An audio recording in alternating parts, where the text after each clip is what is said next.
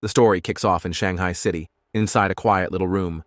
There, a woman with sea-green hair, Jiang Wangxin, is nursing her newborn son. Between yawns, she smiles and tells her baby, Chenchen, how lucky he is. His only job is to eat and sleep, while she's the one losing all the shut-eye. Still, she insists it's worth it, as long as he grows up healthy. What she doesn't know? Her ordinary baby isn't ordinary at all. Inside that tiny body lives the soul of a man who already lived a full life. Baby Lin Zichen, that's his real name, is fully conscious, even if his brain is still developing. And just as he's adjusting to diapers and milk, a glowing blue game-like status screen pops up in his vision, labeling him Lin Zichen, 33 days old, biological level, ordinary tier 1. The infant reincarnator quickly realizes he's got to cheat. Baby gains XP. At 3 months old, while his parents, Dad Lin Yan and Mom Jiang Wangxin, marvel at his energy, little Lin Zichen is secretly grinding stats like a pro gamer. When he kicks his chubby legs for the 10,000th time, a system notification dings. Milestone achieved, 10,000 kicks. Unlocking ability, biological attribute use in advance. Translation: whatever body part he trains can grow infinitely stronger as long as it's carbon-based. Basically, his baby kick just unlocked infinite push-up DLC. Crawling in stealth mode. By 4 months, Lin Zichen can already sit up and crawl like a champ. But he plays dumb around his parents, only training at night to avoid blowing his cover. Each crawl, sit-up, and awkward baby shuffle earns him system points. By 5 months, he's walking. By 6 months, he can finally safely show off crawling without looking like a demon child. Then one day, the TV flashes breaking news. Aberrant beasts attacking. Gene fusers and cyborgs fighting side by side. That's when Lin Zichen realizes this world isn't his old Earth. It's a mutated one, swarming with monsters. Humanity only survives thanks to 2 paths. 1. Mechanical ascension, turning yourself into a cyborg. 2. Gene fusion, splicing your DNA with monsters to fight fire with fire. Zichen gulps. Dangerous world, check. His mission? Stay alive, lay low, and train like Rocky with a pacifier. The neighbors arrive. One fateful day, the doorbell rings. Enter Shu Ming in a blue dress, her husband Shenzani, and their purple-haired toddler daughter, Shenking Han, nickname Han Han. When Lin Zichen's baby eyes land on her, he just knows. First friend unlocked, destiny flag raised. Baby gym routines. At 7 months, Zichen's training goes full CrossFit. He's running, jumping, even doing baby sit-ups at night. By 8 months, he's cranking push-ups in his crib when, busted! His mom walks in, blinks, and sees her infant son doing sit-ups like a tiny action hero. She rubs her eyes, mutters about sleep deprivation hallucinations, the perks of being a web novel author, and walks away. Zichen plays dead, literally, by pretending to sleep. Crisis averted. But not for long. During bath time, his mom notices baby abs. Cue screaming. Dad rushes in, sees the 8-pack, and immediately declares their son a once-in-a-million prodigy destined for greatness. Zichen. Phew. They bought the genius baby excuse. Genius baby versus genius baby. Later, the news shows another prodigy. A 2-year-old lifting a 20-kilo dumbbell. Mom hugs Zichen proudly and declares, "My Chenchen is just as amazing." Zichen. Note to self, lift 20 kilos by age 2. Don't embarrass mom. Level 2, toddler arc. By the time he turns 2, the toddler cheat code pays off. Alone in the storage room, he casually one-hands a 20-kilo weight. Mission accomplished. But then, Zichen! Han Han is here to play. Panic. He drops the dumbbell and rushes out to meet his little purple-haired neighbor, who's now also 2. She beams, offering him a tart. From then on, playdates become unconventional. While Han Han plays like a normal toddler, Zichen straps her to his back like a human dumbbell for weighted training. Perfect plan, except for one recurring problem. Just as he's about to finish a set, warmth, wetness. Han Han has peed on him, again. Our genius reincarnator can face aberrant beasts, cyborgs, and gene fusers, but he cannot escape toddler bladder accidents. At the grand age of 3, Lin Zichen has gone full toddler bodybuilder. He casually one-hands a 40-kilogram weight, then turns on the TV and sees a prodigy 4-year-old struggling with a mere 30 kilos. Zichen smirks. Kid, please, get on my level. Yet despite his monstrous gains, his status screen still insists he's stuck at ordinary tier 1. The system basically says, congrats, you're swole for a bug. Frustrated, he wonders, what does it take to break into tier 2? First step into the world. Soon after, he leaves the house for the very first time. Outside, a glittering futuristic megacity. Beastmen stroll the streets, cyborgs hum with chrome, and everything screams, "Welcome to Earth Mutated Edition." He tags along with his mom and the neighbors, Shu Ming and her daughter Shenking Han, Han Han, his purple-haired shadow, to the library. While his mom cheerfully points at the kiddie picture books, Zichin makes a beeline for the encyclopedias, dragging a worried Han Han behind. The moms whisper, Shu Ming, why is he into those scary books? Zhang Wangxin, genes, genius genes. Meanwhile, Han Han just offers him cookies like a loyal sidekick. Through reading, Zichin learns the truth. Life is ranked into 6 biological levels: ordinary, advanced, rare, epic, legendary, and mythical, each split into 9 tiers. Normal humans, bottom feeders. Ordinary tier 1, basically ants with jobs. This lights a fire in him. He must climb the ladder and fast. Ding! New quest. Read 100 million characters. Reward, celestial root of wisdom. Zichin grins. Mind and body training unlocked. Accept it. Year 4. Kindergarten King. A year later, the little prodigy is 4, entering kindergarten hand in hand with Han Han and their teacher, Miss Yang Mei. Thanks to his grind, he finally breaks through to ordinary tier 2. His stats: 1 hand lift, 80 kilograms, high jump, 1.2 meters, 100-meter dash, 10.9 seconds. Basically, an Olympian trapped in a kindergartner's body. But even prodigies face drama. One day, Han Han is crying while other kids chant bedwetter. Zichin's eyes narrow. He leaps into the circle like a mini superhero, glares at the bullies, and growls, "If you bully Han Han again, I'll pee on your beds every day." The kids freeze. The insult is childish, but the menace is real.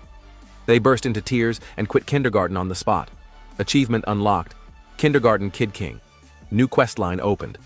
Han Han gazes at him with sparkling admiration. Zichin just pats his chest proudly. Protector duties fulfilled. Memory buff and time skip. Half a year later, quest complete. After reading 100 million characters, he earns the celestial root of wisdom. Now he's rocking perfect eidetic memory and peak human learning ability. Time flies. Soon, Zichin and Han Han are almost 7, posing for their kindergarten graduation photo. By then, he's already training with a 200-kilogram barbell and sprinting 100 meters in 7.98 seconds. His vertical leap? Over 2 meters. And academically? He wipes out the entire elementary curriculum before even stepping foot in Sunshine Elementary School. At the national academic competition, he snatches first place effortlessly, just to get the system's title rewards. Meanwhile, he tutors Han Han, raising her from average student to second in the class, right behind him. Sidekick, upgrade successful. Sunshine Elementary Arc school life seems smooth. Zichin breaks every sports record, racks up titles, and balances his hero training arc with babysitting Han Han. Then, plot twist. A new transfer student appears, long silvery blue hair, aura of mystery. The teacher introduces her as Bai Shuer. The class gawks at her beauty. Han Han whispers to Zichin, "Xiao Chen, her hair looks like snowflakes." But Zichin isn't thinking about hairstyles. As Bai Shuer walks past, he senses it. An aura that is not human. Could she be a gene fuser, a cyborg hybrid, or something even stranger? For the first time, the little reincarnator feels it. The real story is about to begin. At first, Bai Shuer is the ultimate enigma. She transfers in, sits at her desk, lays her head down, and basically cosplays as a hibernating bear 24/7. She doesn't talk, doesn't move, barely blinks. Even restroom breaks? Optional, apparently. The class is intrigued at first. Some even snap selfies with the sleeping beauty. But when the novelty wears off and she still refuses to join the party, they move on. Life returns to normal, until 1 month later. The incident. One day, a bizarre phenomenon begins. Bai Shuer starts secreting a viscous white liquid that oozes down her clothes and legs, carrying a foul stench. Note, not the superpower reveal Lin Zichin was expecting. The classroom reacts like a biohazard alarm just went off. "You, gross! What's that smell?" And of course, every school has that one punk. Enter Guan Chun, resident bully. He sneers, makes a crude joke, then takes his water bottle and dumps it over her head, declaring he's washing her out. Cue. Bai Shuer trembling, fists clenched, tears streaming silently as the whole room erupts in laughter. It's cruelty at its ugliest. Lin Zichin steps. In from her desk, Shen Qinghan tugs on Lin Zichin's sleeve, whispering, "Xiao Chen, can't we help her?" Zichin frowns. At first, he thought Bai was dangerous, but seeing her cry, soaked and humiliated, he realizes she's not a threat. She's just a lonely girl, and right now she needs saving. So he stands up, walks straight to Guan Chun, grabs the boy by the collar with a smile that screams mini-mafia boss energy. "Wipe the water." Now Guan Chun turns pale. He knows this look. Lin Zichin isn't just a bookworm. He's a legend. Even 6th graders give him a wide berth. Terrified, Guan-chun stammers, "I'll clean it up right away." The rest of the bullies scramble with tissues, frantically polishing her desk like waiters trying not to get fired. Then Zichin drops the hammer. "Apologize. All of you." And they do. Bowing, sweating, promising never to bully her again. Kindergarten flashbacks, except now it's the elementary edition. The first true friendship. With the bullies gone, Bai Shuer finally lifts her head, eyes glistening. She whispers a shaky "thank you." Han Han pats her shoulder warmly. That's what classmates are for. From that day forward, Shen King Han takes it upon herself to be Bai Shuer's first real friend. She drags Zichin along too, whether he likes it or not. Han Han always offers her best snacks first, while Bai cautiously tests the taste of kindness for the first time. One day she hesitates and blurts out, "Aren't you disgusted? I smell terrible. I've always been hated." Han Han clasps her hands and says firmly, "This is not a dream. We'll be friends forever. Right, Xiao Chen?" Zichin, caught in the oath against his will. "Guess I'm in this now." Overcome, Bai bursts into tears and hugs Han Han tightly. Then she gifts them a necklace with twin beast fangs, her most precious belonging, as a symbol of their friendship. 3 kids, 1 sunset, a pinky swear for life. It's pure childhood anime vibes. And then she vanished. But just as things seemed perfect, Bai Shuer suddenly transfers out. Han Han is stunned. Why didn't she say anything? Lin Zichin, however, already knows. He saw it with his own eyes. Bai in the principal's office, signing papers alongside a towering man with cybernetic arms. The principal assured him everything would be kept confidential. That was the day Zichin confirmed his hunch. Bai's identity was anything but ordinary. And just like that, she was gone. No goodbye, no explanations, just questions. But fate wasn't done with him yet, because what came next would shake his peaceful routine far more than a mysterious girl with a strange aura. It's a quiet night at home. Lin Zichin is massaging his mother Zhang Wangxin's shoulders, and she's practically melting. "Ah, perfect. After a whole day of typing web novels, this is heaven," she sighs. Little does she know, her 8-year-old son is basically a professional masseuse. Thanks to his celestial root of wisdom, Zichin has memorized advanced massage techniques like a human spa encyclopedia. Internally, he's impressed. Who knew my genius memory would be this useful? Guess I've unlocked the filial piety DLC, but before Wangxin can fall asleep, the news interrupts with a bombshell report. Breaking news: Kyoto prodigy achieves gene fusion at age 10. The broadcast shows a boy casually lifting a 500-kilogram boulder with one hand. Zichin freezes. He knows that face. It's that guy, his rival. Papa Lin Yan immediately groans. This Kyoto brat again? Do they want him to be a martial arts influencer now? Mom shakes her head. He's just a kid. It's wrong to use him as a guinea pig. Dad shrugs. He's from a 1,000-year-old martial arts family. For them, family comes before childhood. Mom snaps back. Wow, you really know everything, huh? Dad raises his brows. Obviously. And the bickering begins, but Zichin tunes them out, crunching the numbers. Before gene fusion, Kyoto boy could lift 100 kilograms. Now 500 kilograms, a 5-fold boost. Meanwhile, at just 8 years old, Zichin can already hoist 300 kilograms raw, no fusion required. He pumps his fist. Ha! My potential leaves his in the dust. Confidence, plus 9,999. And then, the true horror. But that smugness lasts all of 5 minutes. The next segment shows a neighboring country reduced to rubble, a massive explosion, entire city gone. The footage cuts to giant aberrant rats swarming the ruins, their massive jaws clamping down on screaming civilians before, well, let's just say it's not PG. The news anchors report that a cult called the Heretics was behind the attack, an anti-human group that worships aberrant beasts and manipulates them for destruction. Zichin gulps. Okay, lifting weights is cool, but how do you train to not get eaten by a 3-story rat? He feels grateful his own country is safe and powerful, a perfect place to grow strong while keeping his head down. That's when the night sky shatters with sonic booms. Rushing to the window, he sees a squadron of heavily armed cyborgs streaking across the city like fighter jets. The sight makes his stomach drop. So much for safe and peaceful. Something big is happening. Necklace glows. By morning, everything looks normal again.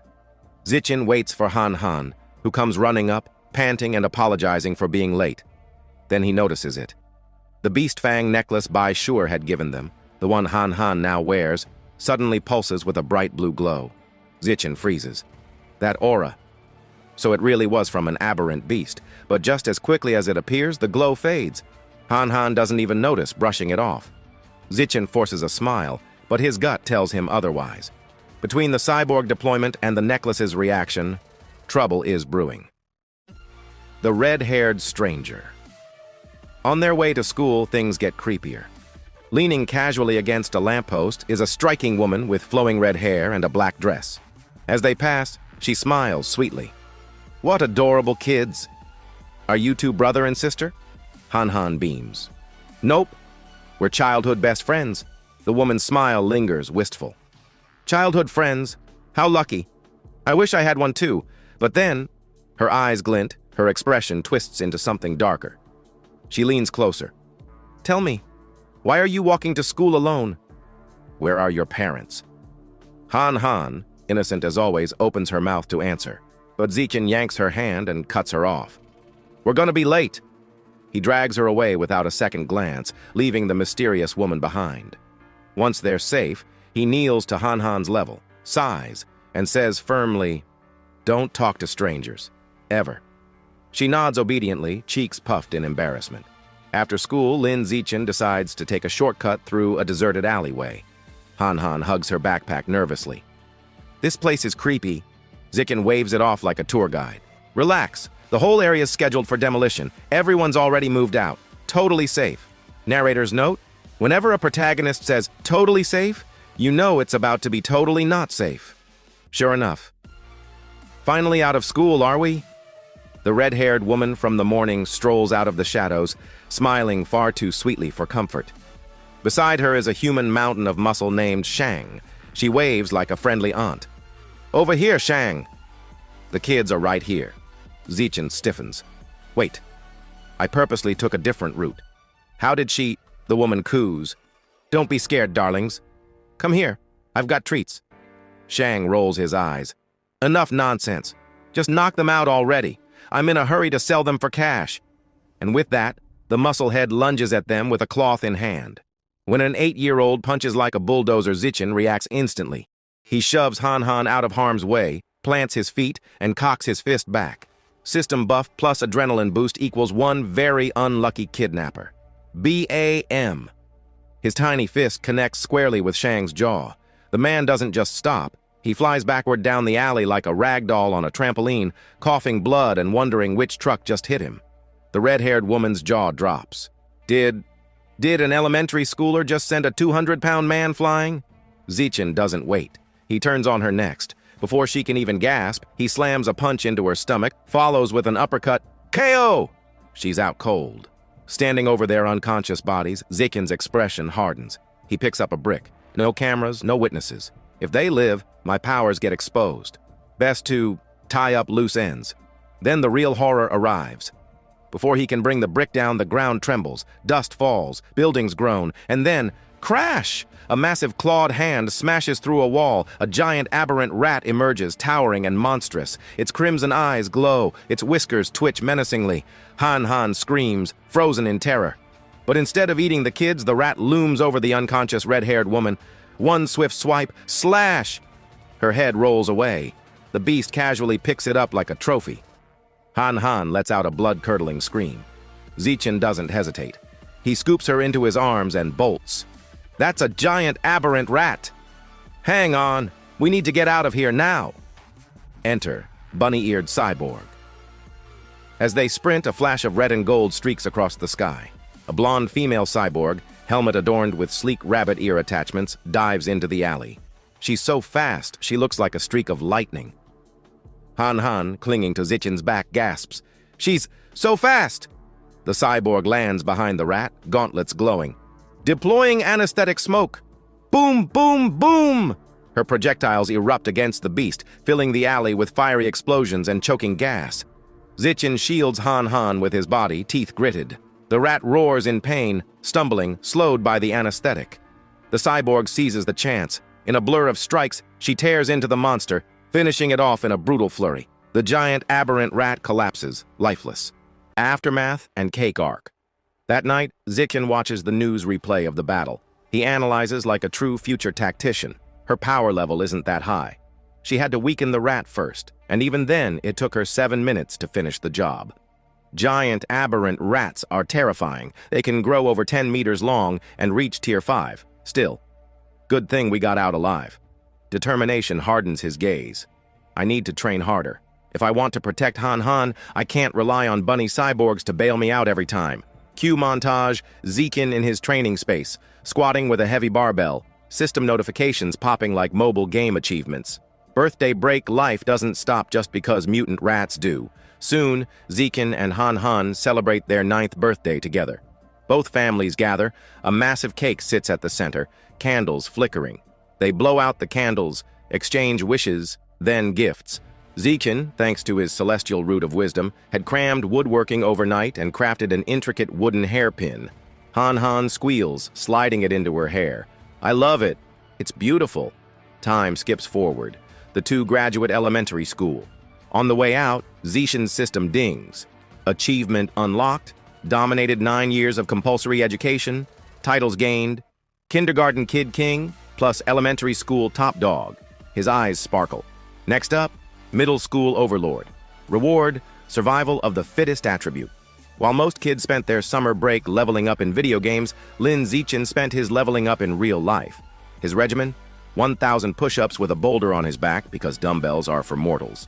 10-kilometer runs that ended with system notifications instead of sweat stains. And then it happened. Ding. System notice, biological level breakthrough, ordinary 3rd tier. His new stats, one-hand lift, 700 kilograms, basically forklift mode. Vertical jump, 4 meters, NBA scouts weep. 100-meter dash, 6 seconds flat, Olympics canceled. Zikin wipes his brow and thinks, I wonder how the Kyoto Prodigy is doing. Kyoto Prodigy. The return. Coincidentally, the TV answers his question. Breaking news! At 14, the Kyoto Prodigy has fused with giant ant genes. Watch as he casually one-hands a 2,000-kilogram alloy block. His parents gawk. His dad mutters, show off. They're turning this kid into an influencer. Meanwhile, Zikin calculates like a smug mathematician. Giant ant genes multiply strength by 4 to 8, which means, without the boost, his real lift is about 500 kilograms. I'm already stronger. Huh. Zikin fist pumps. Just wait till I start fusing genes. I'll be unstoppable. Welcome to middle school. Because he was the city's top student, every elite middle school begged for him. Zikin chose Shanghai Middle School, on one condition. Shening Han had to be in his class too. During registration, the principal and homeroom teacher practically roll out a red carpet. We're counting on you, Lin Zikin. Zikin smiles politely, but inside, I only came here for the badminton courts. Badminton bloodbath. On the court, Shening Han twirls her racket dramatically. Fairy's curveball serve. The shuttlecock sails through the air. Zikin casually catches it mid-flight like he's picking fruit off a tree. But before their game can continue, trouble arrives. A group of upperclassmen swagger in. Their leader, rocking a backward cap, snatches the shuttlecock. Court's reserved, kids. His goons snicker. But hey, the little girl can stay and spar with us. Shening Han plants her feet, fiery as always. Rules are rules. We were here first. Zikin steps forward, eyes cold. Back away from her. First come, first served. The cap-wearing leader sneers. I make the rules now. He tosses the shuttlecock up for a serve, but Zikin moves. Correction, he says. My rules are the only ones that matter. He leaps sky high, racket glowing with divine fury. His smash creates a white blur across the court. Crack! The leader's racket explodes into splinters. His cap flies off like a rocket. The upperclassmen stare, pale as ghosts. One whispers, if that had missed by an inch, our boss's head would be gone. They fold instantly, bowing in unison. We understand the rules now. Sorry, we'll leave. And they flee like cockroaches under a kitchen light. After that, nobody ever dared to bully Zikin or Han Han again. School life of a prodigy. Life in middle school was basically the same, just with better facilities. Academics? Zikin was so far ahead he'd finished the entire curriculum ages ago. He spent class reading random books while teachers pretended not to notice. Nights? After workouts, he binged online tutorials at inhuman speed, cooking, photography, driving, swimming, every sport imaginable. The man was building a resume fit for 10 lifetimes. The middle school overlord title, though, still locked. He tried everything, aced exams, collected trophies, represented the school in national competitions. But he deliberately avoided winning first place every single time to keep a low profile. Narrator: low profile my foot. Instead, he attracted fangirls, mountains of love letters piled on his desk daily. He ignored them all, focusing only on tutoring Shening Han and preparing for the big event, the school sports festival. Festival of Domination. Zichin entered 3 events: shot put, high jump, and sprinting, 1 for each stat. Shot put casually lobbed the iron ball 201.1 meters, and that was him holding back. High jump, 4 meters, easy. Sprinting smoked the competition so hard they were still tying their shoelaces when he crossed the finish line. Gold, gold, gold. Sitting with Shening Han afterward, admiring his medal collection, the system chimed. Achievement complete, dominate 9 years of compulsory education. Title unlocked, middle school overlord. Attribute gained, survival of the fittest. Power surged through his veins. He grinned. Finally, a fang with secrets. Walking home with Han, he pondered his new attribute, survival of the fittest. Lets a predator devour the life essence of other creatures to evolve. But what's life essence? Then inspiration struck. He turned to Han. Can I borrow your beast fang necklace? She nodded. The moment he touched it, a notification appeared. You have devoured a trace of the abyssal giant butterfly's life essence. Guidebook unlocked. 1% progress. A spectral butterfly with ominous eyes on its wings unfurled around him. Zichin froze. Butterfly. Tooth? That night, he scoured the internet for abyssal giant butterfly. Nothing. Not a whisper. He remembered. Bai Shuer had given them 2 fangs. He dug through his bag, pulled out the second tooth, and repeated the process. Life essence devoured. Guidebook progress. 2%. Zichin stared at the fang, disappointed. Barely any juice left. He clenched his fist. If I want the butterfly's full power, I'll need to find the real thing. And so, the hunt begins. The very next day after school, Lin Zichin upgraded his daily training routine by pedaling Shening Han to and from school on his trusty bike. On the surface, it was a noble gesture. In reality, he figured a bike doubled as both cardio training and a quick getaway vehicle in case an aberrant beast decided they looked like a 2-for-1 lunch special. Just as they rolled out of the school gates, a man in a shiny tracksuit called out. Zichin! Lin braked, and the man jogged up, grinning like a used car salesman.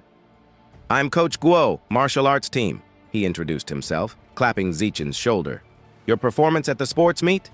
The best in school history. Truly incredible. You must join the team. Coach Guo's words came rapid fire like a machine gun of enthusiasm. Before Lin could squeeze in a polite, no thanks, the coach was already waving goodbye, shouting, Room C in the gym tomorrow. I'll be waiting for you. Zichin blinked. Shening Han giggled. The poor boy had just been recruited by sheer force of volume. That evening, Zichin sat in his room, ready to test his shiny new survival of the fittest ability. He smacked his hands together, squashing a cockroach and a mosquito in one blow. Opening his palms dramatically, he waited for the surge of power. Nothing, not even a flicker. Turns out ordinary insects weren't exactly packed with exotic life essence. Who knew? So, new theory, only stronger beasts carried the juicy power he needed. Time to test it properly. The next day, he biked Shening Han into the city and pulled up at a massive supermarket. Inside, there were shelves stacked with beast meat. Only all of it was prepackaged. He frowned. How could he absorb anything through plastic wrap? Just as frustration set in, he heard a booming voice. Fresh beast meat, not prepackaged, safe to eat. His eyes lit up. Jackpot. Wait here, he told Shening Han mysteriously, then rushed over like a man about to propose to a steak. He slapped his hand on a slab of freshly cut meat, BZZT. A surge of purple energy rushed into him, his grin stretched ear to ear. Yes, it works! Behind him, Shening Han stared. Why are you smiling like that at raw meat? Zichin, playing it cool. Oh, it just feels extra fresh. Want to touch it? Absolutely not. She waved her hands like he was contagious. Mission complete, he bought some to take home. Not just any meat, though. Ghost Shadow Squid, the cheapest option, which still cost nearly 1,000 yen a jin. His wallet whimpered. Shining panicked at the price. "Your mom's gonna kill you. At least call her first." Patting her head, Zichin lied smoothly. "Relax. She told me to buy plenty. She's already planning a feast queue flashback." His mom happily nodding in approval. Except, in reality, this was all in his imagination. At checkout, the cashier rang up 3 packages for a painful 29 yen and 94 cents. Lin forced a smile. Internally, he was crying. On the ride home, he couldn't resist. He discreetly pressed his hand on the package in the bike basket. Another surge of purple energy. The system confirmed. Ghost Shadow Squid Guidebook unlocked. Progress 0.1%. A creepy mental image of a giant multi-eyed squid floated in his head. He quickly did the math. 1 jin equals 0.1%, meaning 100 jin for 100%. That's 100,000 yen. His wallet fainted again. But the squid's power to dissolve into water and vanish was absolutely worth it. He just needed mountains of cash. Better yet, the meat wasn't spoiled after absorption, meaning he could eat it too. Double profit. His progress climbed to 3% as he tapped more squid essence on the ride. Unfortunately, his squid meditation ended when Shining Han shouted, "Brake!" He screeched to a halt, barely avoiding mowing down a couple in the bike lane. He apologized, scolding himself for daydreaming. But the lane was packed. Why? Ahead, they saw it. A tense standoff. A muscular, red-haired man held a woman at knife point. Shining Han gasped. "It's Teacher Zia!" Police surrounded the area.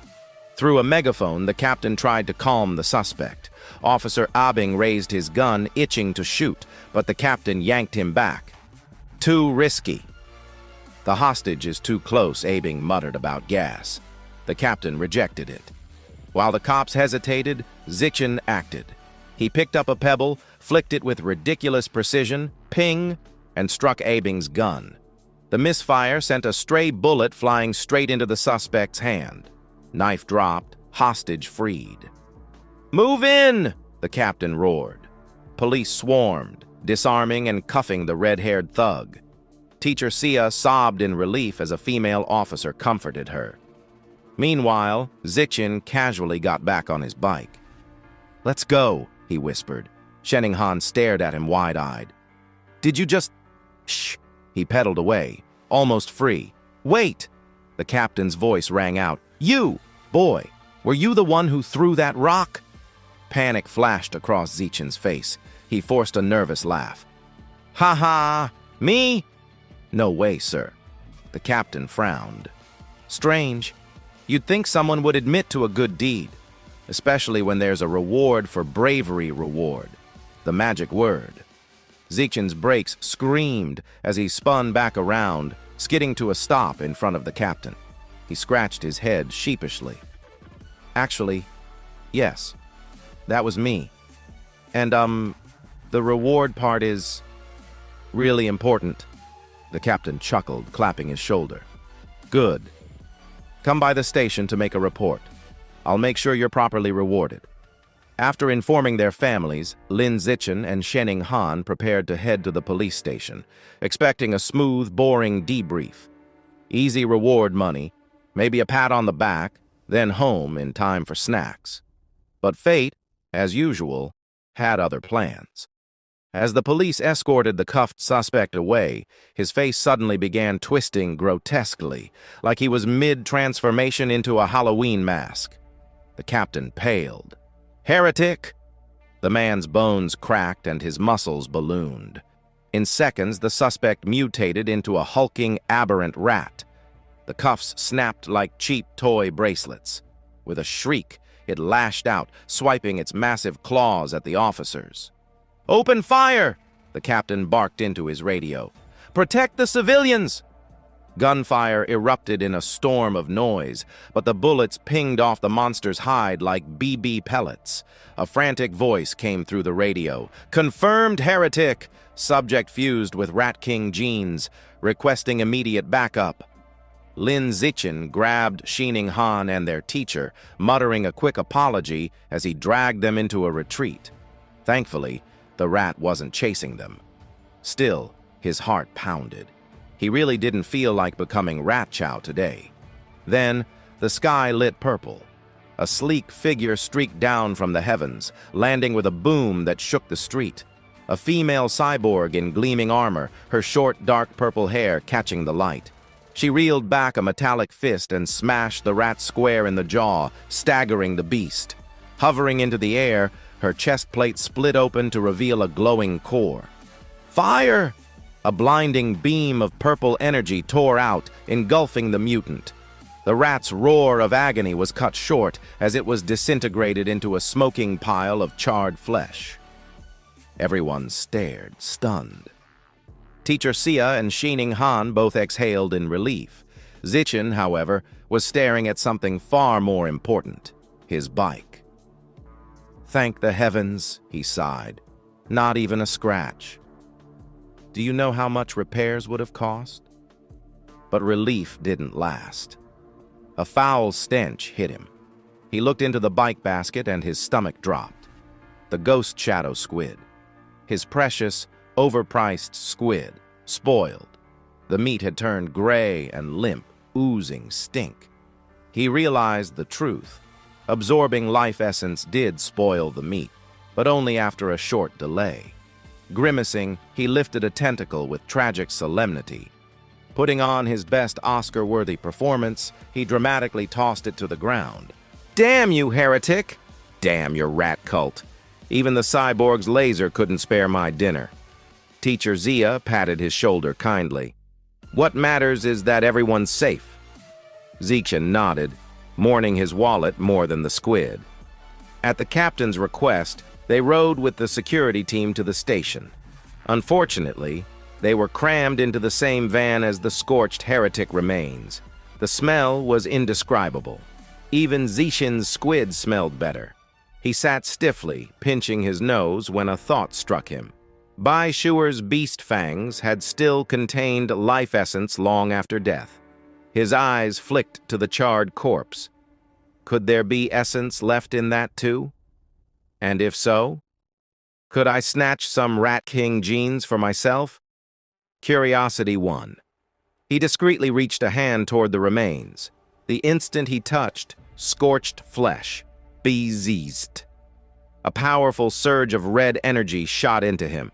System prompt. Devoured trace of giant Rat King's life essence. Guidebook unlocked. Progress, 5%. His jaw nearly dropped. That was more than the squid gave him by orders of magnitude. Freshness mattered. The closer to alive, the stronger the harvest. Before he could gloat too long, Officer Abing noticed him leaning forward. Hey kid, sit still. Zichen jerked upright. Ah. Just stretching, sir. At the public security office, the captain handed him paperwork. I've applied for your bravery reward. But his sharp eyes narrowed. How did a middle schooler, in poor lighting from that distance, manage to hit the suspect's knife hand with a rock? Perfectly? Zichen scratched his cheek. I train my right hand a lot? The captain blinked. What does that even mean? Before he could press further, Shining Han's voice called out, Auntie's here! Zichen turned, stunned to see his parents rushing in. His mother, Jiang Wangshan, ran straight to him with tears in her eyes, wrapping him in a desperate hug. Zichen, my baby, are you hurt? You scared me half to death. He hugged her back awkwardly. I'm fine, Mom. Really, I even got a bravery reward. Promise me, she cut in, gripping his shoulders. Next time, you hide.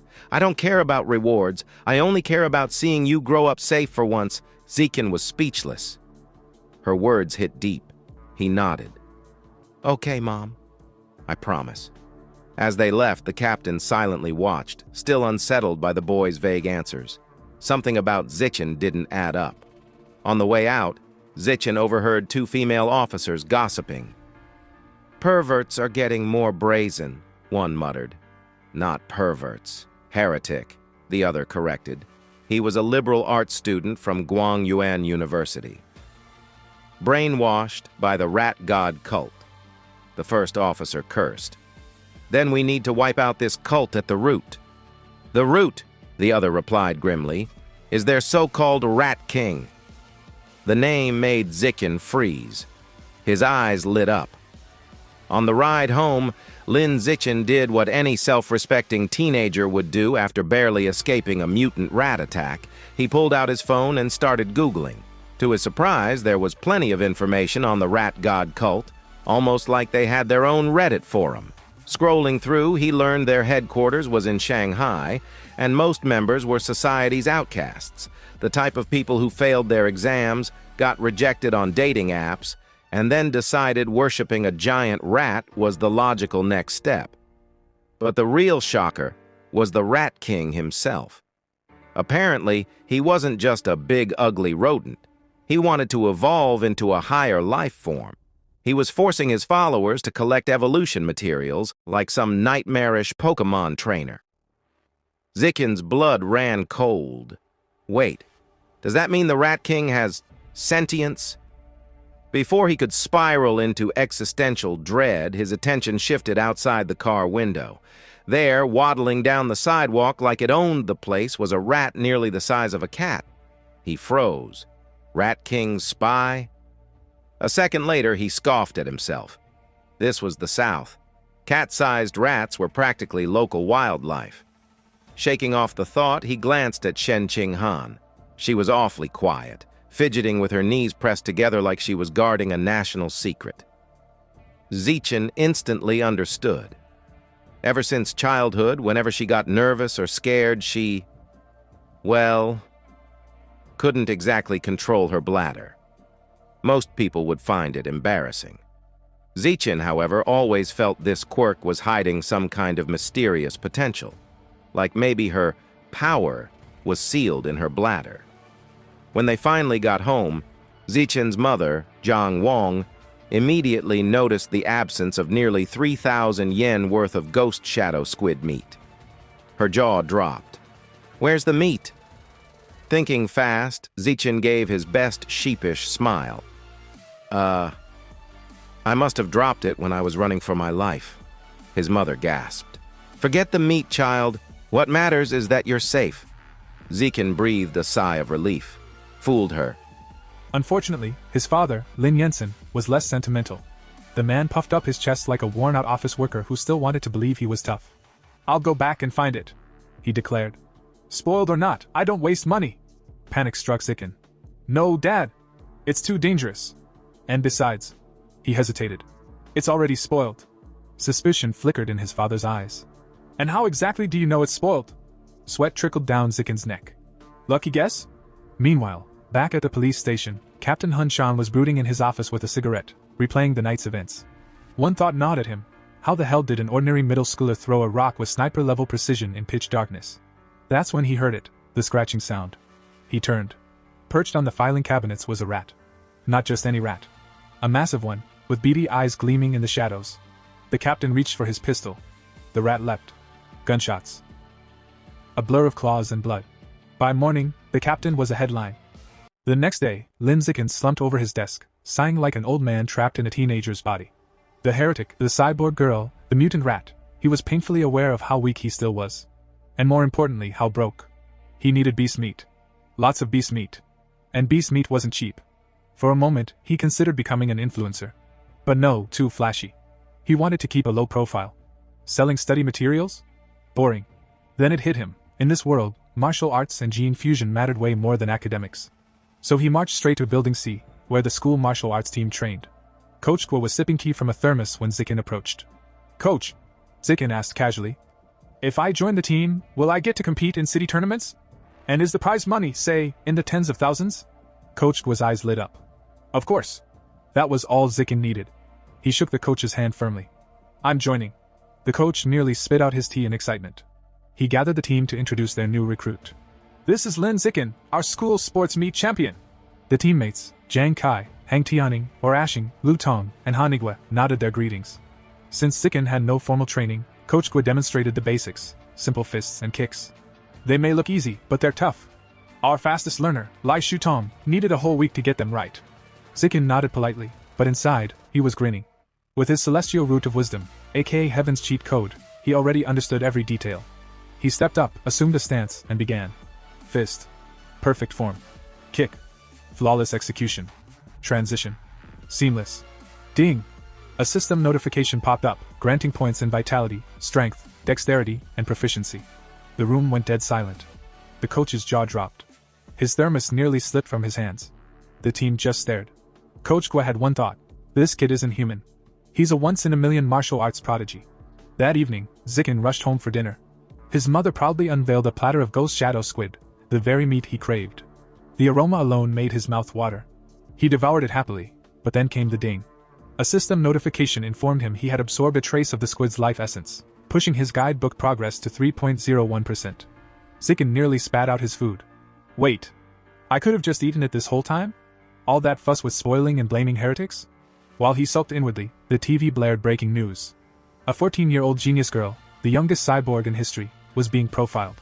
She could lift a 5,000 kilograms SUV with one hand, sprint 100 m in 3 seconds, and leap 8 meters straight up. Zikin blinked. Cybernetics versus gene fusion. Which path is stronger? His musings were interrupted by another broadcast, this time grim. Captain Hun Shan had been killed in his office. Surveillance showed a giant mutant rat attacking him before disappearing into the night. Zikin froze, remembering the rat he'd seen yesterday. His stomach churned. The danger was growing. He needed to train harder. So he did. Days later, his stats were insane. He could sprint 100 meters in 4.61 seconds, jump 5.3 meters high, and lift 1,200 kilograms with one hand. Not bad for a normal middle schooler. But trouble, as always, found him. The next morning, Shin Qinghan followed him curiously to the gym. On the way, a pink-haired girl shyly offered Zikin a bottle of milk. He smiled politely and declined. Behind them, Jiang Kai, teammate, sore loser, and apparently jealous admirer of pink-haired girl, was fuming. Watching her get rejected crushed him. He stormed up and blocked their path. You hurt her feelings. Apologize. I'm allergic to milk. Zikin replied calmly. Liar! Kai snapped, his veins bulging. He pointed at Zikin dramatically. I challenge you to a spar. If I lose, I'll never bother you again. But if you lose, you drink the milk. At that exact moment, ding! A system notification appeared. New achievement mission. Defeat 1,000 opponents in formal competition. Unlock survival of the fittest trait. Zikin's lips curled into a sly grin. Surrounded by a faint purple aura, his eyes glinted with mischief. Challenge accepted, he said. Word of the duel spread through the school like wildfire. By the time Lin Zikin and Jiang Kai stepped into the gym, the place was packed. Students crowded around the sparring floor, buzzing with excitement. Two freshmen whispered to each other. Wait, Lin Zikin? The sports meet champ? Yeah, and he's fighting a senior. This is gonna be legendary. The crowd was very clearly on Zikin's side. Female fans screamed encouragement, telling him to teach that bully a lesson. The pink-haired girl from earlier stood at the front, phone in hand, ready to immortalize the moment for social media. Jiang Kai, meanwhile, was fuming. Everyone seemed convinced he was going to lose. Ha! Just because he's been shining for a month, they think he's invincible? This duel will be my redemption arc. Lin Zikin, in contrast, looked utterly unfazed. Can we make this quick? I need to get home for dinner. The word stabbed into Jiang Kai's pride like a hot knife. He smirked coldly. Fine. Quick it is. Coach Gua stepped between them, raising his hand. Remember, no killing blows. The match begins. Wait. Jiang Kai interrupted with a smug grin. To make this fair, I'll give you 3 free moves. After all, I've trained for nearly 2 years. You? Barely a month. The crowd murmured. How generous. How noble. How utterly condescending. Zikin just nodded. All right. And then boom. Before Jiang Kai could even blink, Lin Zikin blurred forward. His fist crashed into Jiang Kai's nose with the force of a freight train. Blood sprayed. The senior flew backward, collapsing to the mat in an unconscious heap. 1 punch. 1 second. The entire gym froze in stunned silence. Coach Gua dropped his thermos. The fight is over. In 1 punch. The crowd erupted in chaos. Girls screamed his name. Shin Qinghan threw her fist into the air, shouting like a die-hard fangirl. The pink-haired girl squealed while live-streaming, her phone trembling from excitement. Zikin glanced at his system. Ding! Mission update. By defeating a rival and earning the affection of the opposite sex, you've gained priority mating rights. His progress toward natural selection was now officially at 1/1000. He sighed inwardly. Still 999 to go. This is going to take forever. So he turned to the rest of the martial arts team. Smiling just a little too warmly, he asked, "Shall we spar next?" The team members went pale. "I have to cram tonight. My mom's waiting with dinner. I think I'm coming down with the plague." Before they could escape, Jang Kai stirred. Wobbling to his knees, he glared at Zikin. You sneak attacked me. I demand a rematch." Coach Gua barked. "Enough. Accept defeat like a man." Then, rubbing his chin, he muttered, "Unless it really was a lucky punch. Let's test it. Xiaozi, step up." A spiky-haired boy froze like a deer in headlights. "And me? See, can't we just, play cards instead?" Despite trembling, he assumed a fighting stance. 10 minutes later, several martial arts members lay groaning on the gym floor, clutching bruises. Zikin stood over them, dusting his hands. He hadn't even gone all out, just a few light taps. He checked his system again. Nothing. No progress. Damn. Friendly spars don't count. Only official matches do. Just then, a heavy hand clapped his shoulder. Coach Gua's face gleamed with unholy delight. "Lin Zikin! You're a prodigy! With you, our team will dominate regionals. First place is ours." Zikin's eyes lit up. The tournament, of course. Official battles, one after another. This is my fast track to 1,000 victories. But before his grand plans could spiral further, a voice croaked out. Jang Kai, barely upright, pointed at him dramatically. "Lin Zikin! I acknowledge you. From this day forward, you are my superior, my master, my—" "Okay, that's enough." Coach Gua cut in quickly. Xin Qinghan looked horrified. The pink-haired girl turned off her phone. Even Zikin shivered at the bizarre declaration. The crowd scattered fast, leaving Jang Kai alone, still rambling about loyalty and honor to absolutely no one. In this world, high schoolers had to choose martial arts or academics. Given the growing danger of aberrant beasts, martial arts was the obvious path. Xin Qinghan, determined not to fall behind, threw herself into training with Zikin. Their daily routine was brutal: a 30,000-meter run, an hour of sparring, countless push-ups and sit-ups. At the end, Zikin would even give her massages to ease her sore muscles, though Xin Qinghan always turned bright red. And Zikin? He trained twice as hard, hell-bent on reaching the top before the rat god's cult grew any stronger. 1 month later, the big day arrived. The regional martial arts tournament. The gym buzzed with banners, teams warming up, and the smell of fried snacks from the stands. Lin Zikin stood tall at the entrance, eyes sharp, fists clenched. This was it. The battlefield that would decide his future. And the fastest way to rack up 999 more wins. The regional martial arts tournament was being held at a massive city gymnasium, a place so big it felt like a sports anime opening was about to start at any moment. The arena was packed to the rafters with students, parents, teachers, and at least one confused old man who had just wandered in for free snacks. In the waiting area, the air was thick with tension. Coach Gua paced back and forth like a man trying to find a bathroom during halftime. He checked the match roster, then dramatically slammed it down. Why did it have to be Shanghai #1 high in the first round? He wailed. Another team member chimed in, face pale. Coach, they have that guy who ran a 100-meter dash in under 9 seconds. The entire team collectively died a little inside. Before despair could swallow them whole, Lin Zikin raised his hand with the calm of a man who had already mentally scheduled dinner after winning. I'll go first, he said casually. Coach Gua blinked at him, torn between terror and hope. Fine. Don't die. As Lin Zikin walked out to the roaring arena, Xin Qinghan waved a little flag she'd probably made that morning, and Coach Gua screamed encouragement through a megaphone like a battle commander sending his hero into war. Lin Zikin's opponent lumbered forward, a muscle mountain of a teenager from Shanghai #1 high. He had biceps that could file for their own citizenship and an ego to match. Not bad first year, he said, looking down at Lin. But the stage isn't meant for shorties under 170. I'll show you the power gap. He flexed his arm. The flex echoed. Somewhere, a protein shake cried. The referee raised his hand. Ding! The big guy charged forward with the subtlety of a tank. His punch came like a meteor. Lin Zikin calmly tilted his body to the side. And then boop, a short, clean punch to the chest. The sound that followed was like someone had fired a cannon inside the gym. The muscular teen flew backward, face first, unconscious before he hit the mat. The announcer froze, mic trembling. VV victory for Lin Zikin? On the sidelines, Xin Qinghan jumped up and yelled. That's my Xiao Qin! The rest of Shanghai High's team swarmed Coach Gua, screaming like they just won the lottery. He's insane! All that muscle was just decoration! Bro's built different. Meanwhile, on the other side of the ring, the opposing coach was absolutely losing it. What did I say about footwork? His fallen student, of course, couldn't respond. He was somewhere in dreamland, probably reliving his kindergarten years. Back in the ring, Lin Zikin got a crisp system notification. Tournament rival defeated. Elimination count, 2,100. He clenched his fist, feeling the satisfying weight of progress. The opposing coach, still clutching his clipboard like a drowning man clings to driftwood, pointed to his next fighter. Chen Fang. Crush him. Chen Fang, cool, calm, composed, stepped into the ring. He wasn't cocky like the last guy. He looked like someone who actually trained instead of just skipping leg day for 5 years. The announcer signaled the start. Chen Fang moved like lightning, striking with flawless technique. But Lin Zikin caught the kick with one hand. Chen Fang's expression went from, "I got this," to, "Oh no." Then, with all the grace of a helicopter crash, Chen Fang spun midair and landed flat on his back. KO. Medics sprinted in with a stretcher. Someone shouted something about getting a head scan. The crowd was stunned. What just happened? Is he hacking? This tournament is rigged. A few furious parents demanded refunds. Meanwhile, the opposing coach sat on the bench, face buried in his hands, muttering, "It's not luck. This kid, he's a monster." And somewhere in the crowd, Lin Zikin cracked his neck, calm and ready. This was just the warm-up. Back in the waiting area, Coach Guo was a changed man. His earlier nervousness had evolved into a kind of manic determination, the kind coaches get right before doing something either brilliant or deeply stupid.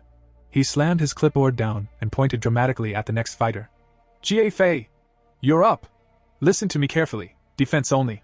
Defense! You cannot afford to lose, you hear me?" Jie Fei, a spiky-haired boy with the confidence of a man who never been punched hard enough, nodded coolly. "Relax, coach. I got this." Coach Guo blinked. "No, you don't." But Jie was already walking toward the ring, oozing smugness. Inside, his thoughts were even more self-assured. "That Lin guy? Please. Just lucky. 2 flukes in a row. No way he's stronger than me." After all, Jie Fei was famous, the kind of schoolyard legend people whispered about.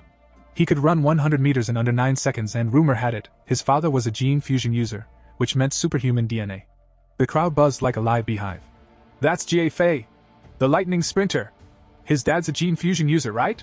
Poor Lin Zikin. His streak ends here." The consensus was clear. Lin Zikin had been impressive, but his reign was about to end. The announcer raised his hand. "Begin!" Jie Fei instantly ignored his coach's orders and launched forward with a battle cry that sounded way cooler in his head. His foot sliced through the air with a vicious kick, followed by a flurry of punches that blurred like a tornado. "Flowing water shattering rock fist!" he shouted, performing his signature technique. From the sidelines, Coach Guo's counterpart screamed. "What part of defense did you not understand?" Jie Fei ignored him, grinning confidently. "Defense is for people who can't attack like geniuses." Meanwhile, Lin Zikin, cool as a glacier, simply dodged each blow like he was swatting away mosquitoes. His expression stayed perfectly calm, almost bored. Lin mused mid-dodge. "This flowing water technique is kinda nice. I should learn it." Jie Fei, panting and red-faced, finally stopped swinging. How are you dodging all of that?" Lin tilted his head slightly. "Any other moves, or is that your whole trick?" The taunt hit harder than any punch. Jie Fei roared in rage and unleashed another furious barrage, fists flailing faster than logic. But Lin had seen enough. "All right then, let's end this."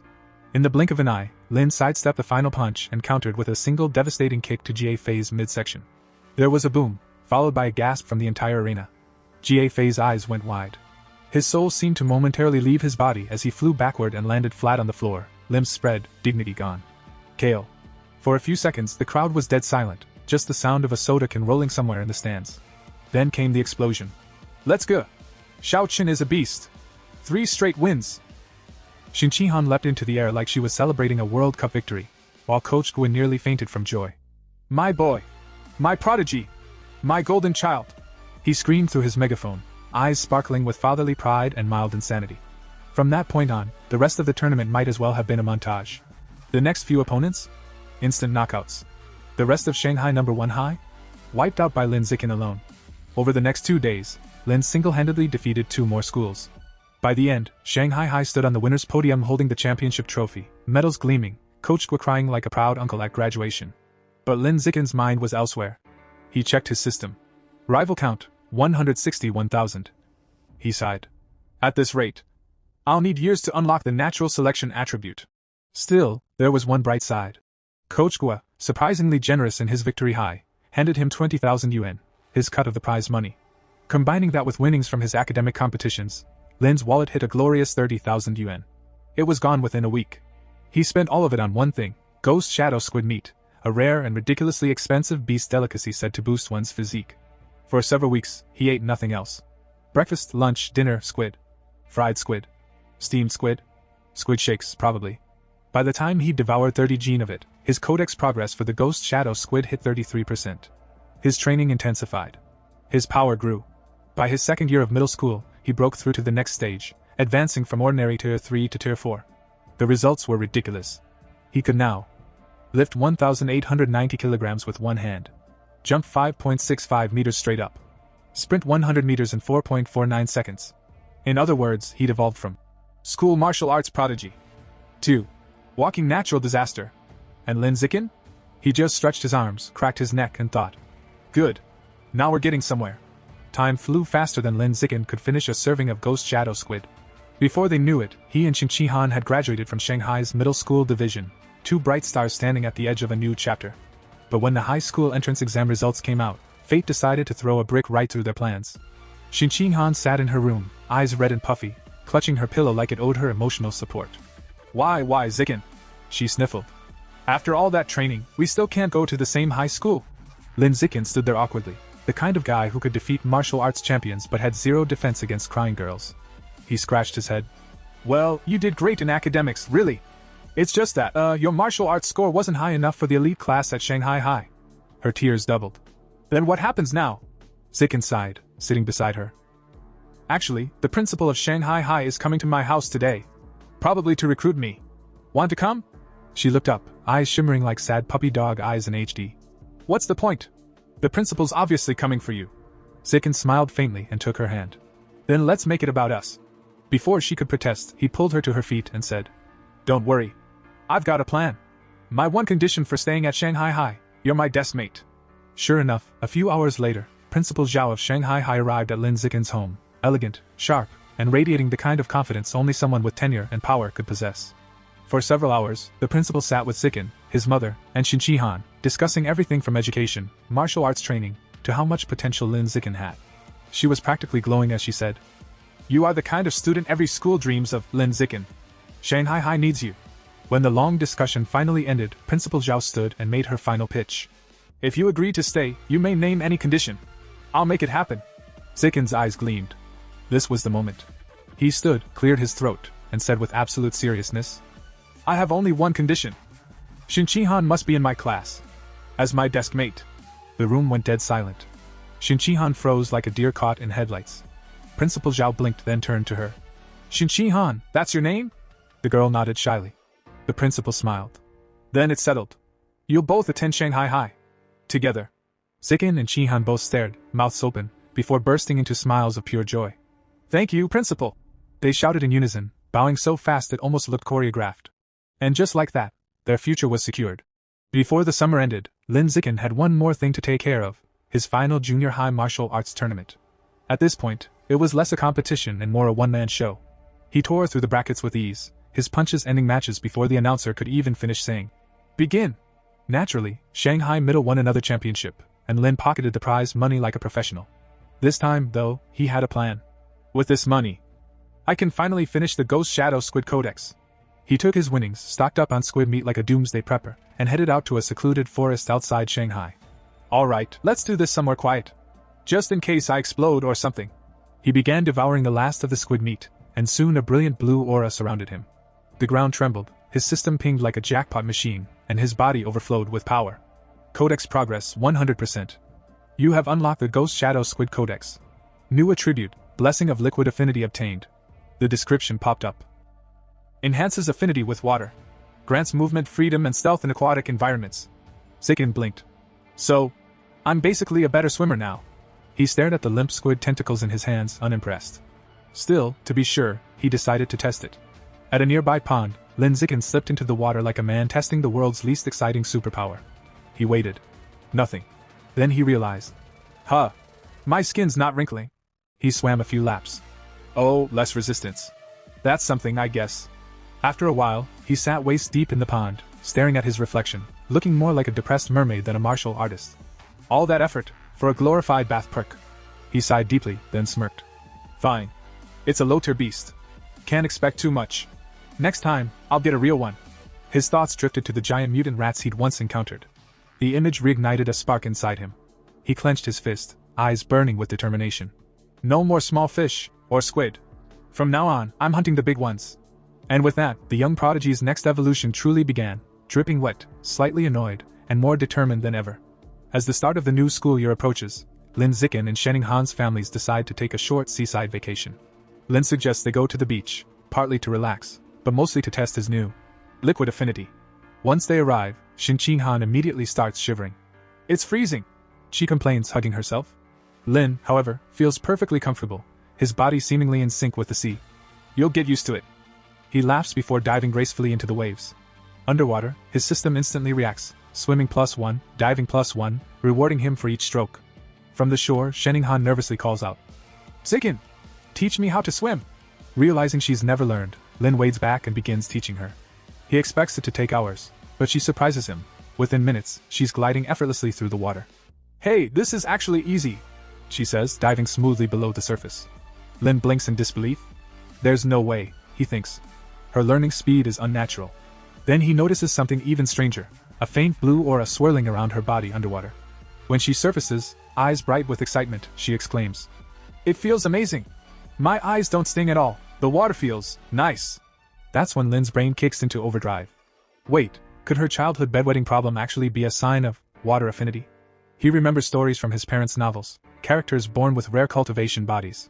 The more he thinks about it, the more it fits. To test his theory, they dive again, exploring the underwater world. Minutes pass, then 10, yet Shenning Han shows no sign of running out of breath. Suddenly, her expression changes. A deep, echoing hum vibrates through the water. They both look up, and the sea itself begins to swirl with glowing blue light. Shenning Han gasps, clutching her ears. "It's a voice!" she cries, panic in her eyes. They rush to the surface, the glowing current fading around them. That night, as they walk along the moonlit shore, Lin gently asks what happened. Shivering, she explains, "I heard a woman's voice whispering, over and over. I couldn't understand the words, it was right by my ear." Lin comforts her and later searches online for answers, but finds nothing. Restless and uneasy, he decides to train instead. As he performs his 1000th weighted sit-up, his system suddenly chimes. Collision, breakthrough achieved. Advance to ordinary tier 5, collision. A rush of energy floods his body. His speed, strength, and reaction time skyrocket. Testing his limits, he sprints across the empty beach, 100 meters in just 3.64 seconds. With a single leap, he soars nearly 7 meters into the air. Curious, he grips a nearby parked car, and effortlessly lifts the 1.6-ton vehicle with one hand. Breathing hard, he grins under the moonlight. Tier 5, finally.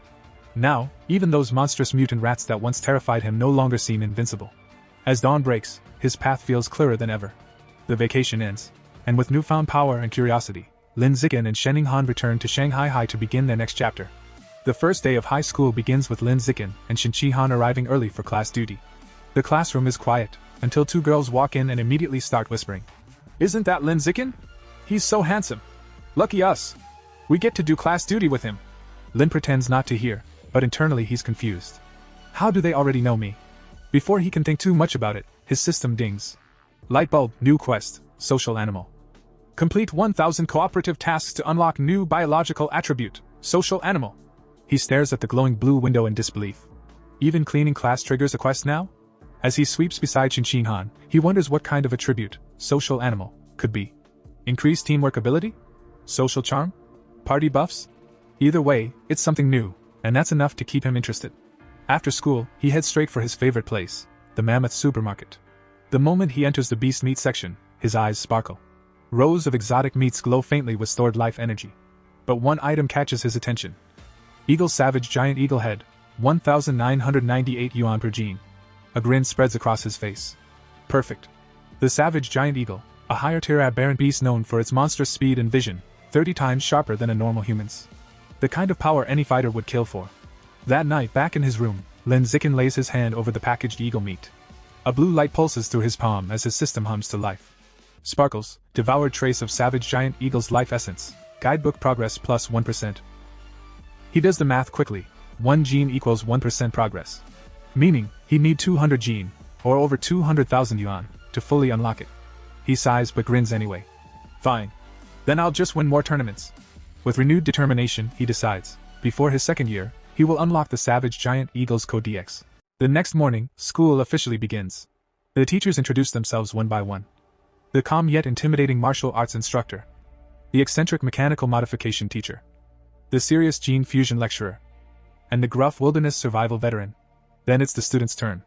A long-haired girl, Chu Yuyutan, introduces herself as an arts specialist. A bubbly pink-haired girl, Jianya, proudly says she loves anime, cosplay, and sports. Next, a quiet boy, Manhwa, admits he mostly plays video games. Then, it's Shinqinghan's turn. Blushing bright red, she stands and stammers. "And my name is Shinqinghan. I like drawing, please take care of me." Finally, Lin Zikin stands up. He simply says, "Lin Zikin. I look forward to working with everyone." Then sits down again. Short. Cool. Mysterious. After class, a brown-haired girl named Chu Rui approaches Shinqinghan. "Hey, what was your entrance exam score?" Shinqinghan smiles nervously. 709. Chu Rui gasps. "That's over 10 points higher than mine. Amazing." Then Chu Rui leans closer. "What about your physical test score?" "I only got 95. Panic flashes across Shinqinghan's face. Mine wasn't that good." Chu Rui keeps guessing. 94? 93? While Shinqinghan shrinks into her seat. Her actual score was 79, barely enough to pass into the elite class. Before she can sink any lower, a sudden thud interrupts them. A hand slams onto the desk. It's Lin Zikin. He leans forward, casually smiling. "Hey, mind if I add you on WeChat?" Chu Rui freezes, then blushes furiously. "Why yes. Of course." Shinqinghan watches in relief as Lin deflects the conversation, silently thanking him for saving her from more embarrassment. Then Lin turns to a boy named Yu. "Let's add each other too." After connecting, he immediately creates a 4-person group chat. Ding! White heavy checkmark, cooperative task +1, progress, 2/1000. He smirks. Easy progress. The 4 start chatting and quickly bond. Yu reveals he's from Menyuan City and ranked 8th in their youth martial arts tournament. Chu Rui proudly mentions her family runs a clothing store chain. Lin and Shinqinghan share their Shanghai backgrounds, and soon the group feels like fast friends. Then Yu grins. "So, who do you think's the strongest in our class?" Chu Rui doesn't hesitate. "Obviously Lin Zikin, he was top scorer in the whole district." Yu's jaw drops. "Wait, seriously?" Lin just chuckles modestly. "Not necessarily. The principal recruited 2 powerhouse transfers from Menyuan City." He points across the room. First, Wang Shuer, a blonde-haired prodigy who can run 100 meters in 7.98 seconds. And next to him, Lu Gang, a massive boy who can lift a 300 kilograms barbell with one hand. The class collectively gasps. Even Shinqinghan looks awed. Lin Zikin, however, just smirks inwardly. 7.98 seconds? 300 kilos? I surpassed that years ago. When the bell rings, everyone lines up for textbook distribution. This semester's subjects: martial arts, gene fusion, mechanical modification, wilderness survival. Lin glances at the pile of books and smiles faintly. He's already studied all of it. As the others chatter excitedly, he quietly slips away, looking for a secluded place to train. His high school journey has just begun. And with his new social animal quest, new friends, and a new beast goal, Lin Zikin is ready to rise higher than ever. Flexed biceps fire. As Lin Zikin trains alone, his thoughts drift toward darker matters. The rat god cult, still active, still dangerous. Sure, the cops caught a few small fries. But their leader, the infamous Rat King, is still out there somewhere, plotting. That thought lights a fire in Lin Zikin's chest. He clenches his fist, eyes sharp as steel. I need to reach Tier 6 fast. Only then can I face that monster head-on. Cut to outdoor forest scene, wilderness survival class. The first practical class finally arrives, wilderness survival. Their teacher, Shi Chungbei, stands dramatically in front of the students like some old kung fu master. He smiles and asks, "So, who knows how to make a fire by drilling wood?" The class goes quiet. Then Hugh mutters, "That's useless, bro. Just use a lighter." Everyone chuckles, until, out of nowhere, Wang Shi and Lu Gang step forward like they're contestants on Survivor, Shanghai edition. And shockingly, they actually manage to light a fire. The teacher's jaw drops. "Impressive. How'd you two learn this?" Lu Gang grins. "Summer camp." Wang Shi smirks. "Tutorials on YouTube." Classic. Then, not to be outdone, Lin Zikin quietly gathers his group, gives a 30-second explanation, and boom, everyone in his group starts fires like pros. The teacher stares. This kid's something else. Cut to martial arts class. Instructor Yao Yuanfeng introduces a new cultivation technique, explaining it with deadly seriousness. But before he even finishes, Wang Shi and Lu Gang jump in again like self-proclaimed experts. "Oh, this one? We already know it. Their demonstration? Let's just say it's more interpretive dance than cultivation." Lin Zikin already mastered this technique ages ago, but he decides to stay quiet and play it cool. No need to flex, yet. Fast forward, montage music. A month passes uneventfully. Classes, training, and a whole lot of humble domination from our boy Lin. But peace never lasts long. Cut to mechanical modification class. Teacher Kayufei burst into the classroom with energy. Pop quiz everyone! Let's see what you've learned! Groans echo across the room. Then he adds, to make things interesting, I'm offering cash prizes. 888 yuan for first. 666 for second. 333 for third. And instantly, the whole class is wide awake. Lin Zicken's eyes narrow. 888 yuan. That's almost half a gene of savage giant eagle meat. He's locked in. The class dives into the test. Pencils fly. Heads sweat. And right after that, because fate loves chaos, the gene fusion teacher announces another test. With the exact same prize money. Everyone groans in despair. 2 brutal exams in a row. When it's all over, the classroom looks like a post-apocalyptic battlefield.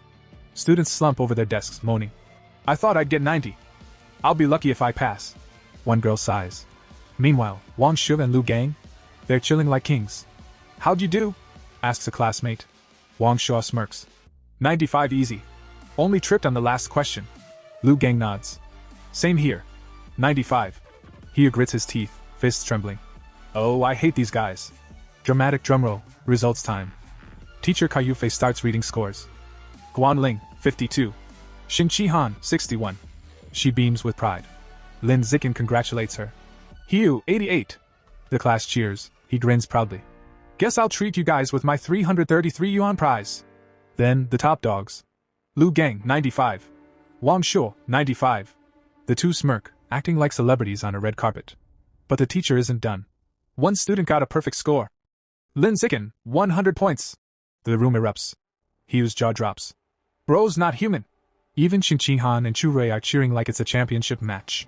Meanwhile, Lin just raises his hand calmly. So, when do I get my 888 yuan? The teacher blinks. You really care about the money that much? Yes. Cut to Gene Fusion class results. This time, the Nan Yuan duo stumble. Lu Gang, 81. Wang Shu, 83. Their egos deflate faster than a popped balloon. Xin Qihan scores an impressive 78, ranking in the top 5. But once again.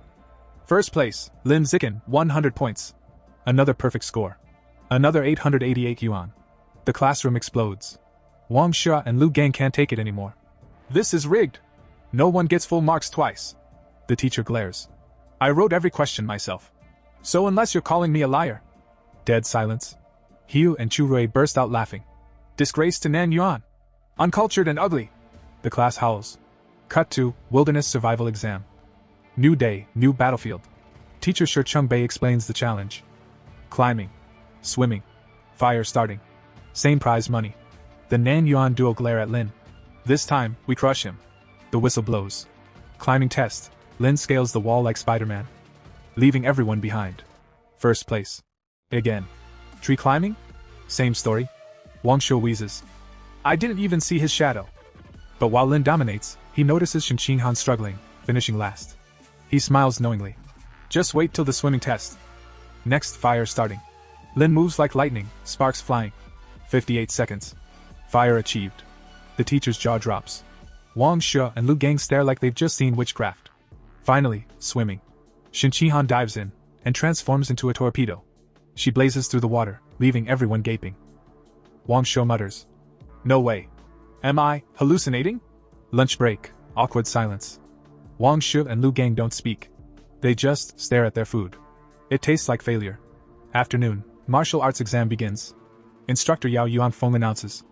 Time for sparring practice. 888 yuan on the line. The Nan Yuan duo's eyes light up. This is it. Our redemption arc. Before the fights, they run physical tests. Lin Zicken holds back, but still dominates. 100-meter dash, 7.78 seconds. One-hand lift, 330 kilograms. Vertical jump, 2.18 meters. He takes first in all three, just barely beating the duo on purpose. They're stunned. How is he faster than us? And stronger? He doesn't even look jacked. But they shake it off. Fine. Stats mean nothing in real combat. Sparring arena, crowd buzzing. Lin steps into the ring first. No one volunteers to fight him. So the teacher calls up a random student, Louis. The fight lasts 1 second. Bam! Louis out cold. Then another. And another. Lin sweeps the class like he's farming XP. Wang Shu and Lu Gang are pale. He didn't even go all out in the tests. Suddenly, Hugh stands up, pointing at Lu Gang. You! Let's go! Lu Gang grins. I'll end this in 30 seconds. 30 seconds later, he is on the floor, coughing up his lunch. Lu Gang smirks. Good technique, but still weak. Then Lin steps forward. Now it's my turn. Lu Gang freezes. But pride won't let him back down. He charges. And Lin's figure vanishes. Before he can blink, wham! Lu Gang flies out of the ring, hits the wall, and doesn't get up. The crowd explodes again. Only Wang Shu remains standing. Everyone starts chanting. Go avenge your bro. Don't chicken out. Wang Shu snaps. Shut up. I was gonna fight anyway. He charges at Lin with everything he's got. And Lin just catches the punch midair. With a single counter-strike. Wang Shu flips upside down, crashes into the floor. And starts foaming at the mouth. Game. Over. Lin Zikin doesn't even break a sweat. He checks his system. Survival of the fittest achievement. Progress updated. But then he realizes, repeats don't count. That means, only the girls are left. He glances around, wondering if any of them will even dare. And to his surprise, every single one of them raises their hand, smiling. Oh, he says. This might get interesting. A swarm of blushing girls floods the ring, hearts practically floating out of their chests, all itching for a chance to face Lin Zikin. First up, Chu Yutong bravely waves her hand and jumps in, moving faster than you'd expect from a high schooler. She launches a flurry of attacks, but Lin? He's on another level. Dodging effortlessly, leaving afterimages behind, Chu can't even touch him. She lands gracefully, sighing. Wow, his speed is insane. Close but no cigar. Face with tears of joy. And just like that, one by one, the other girls step up. Lin Zikin holds back. He's not here to hurt anyone, just to rack up wins and finish his survival of the fittest achievement. Match after match, he easily defeats every girl, all while staying casual. Officially undefeated, but unofficially? He's just getting started. Before he can pout about the lack of tough opponents, the teacher drops a bomb. In 1 month, your class will spar against the strongest regular class in the second year. Be ready! Direct hit. Lin's eyes sparkle. Finally, real competition. Meanwhile, the previously arrogant Lu Gang slinks over, humbled, and admits. Okay. Lin Zikin, you're officially my rival for the next 3 years. Wang Shuyer isn't far behind, grumbling about avenging his humiliation. Lin? He's already counting the cash he's earned from exam prizes, over 3,000 yuan. Beast meat, here he comes. Money with wings.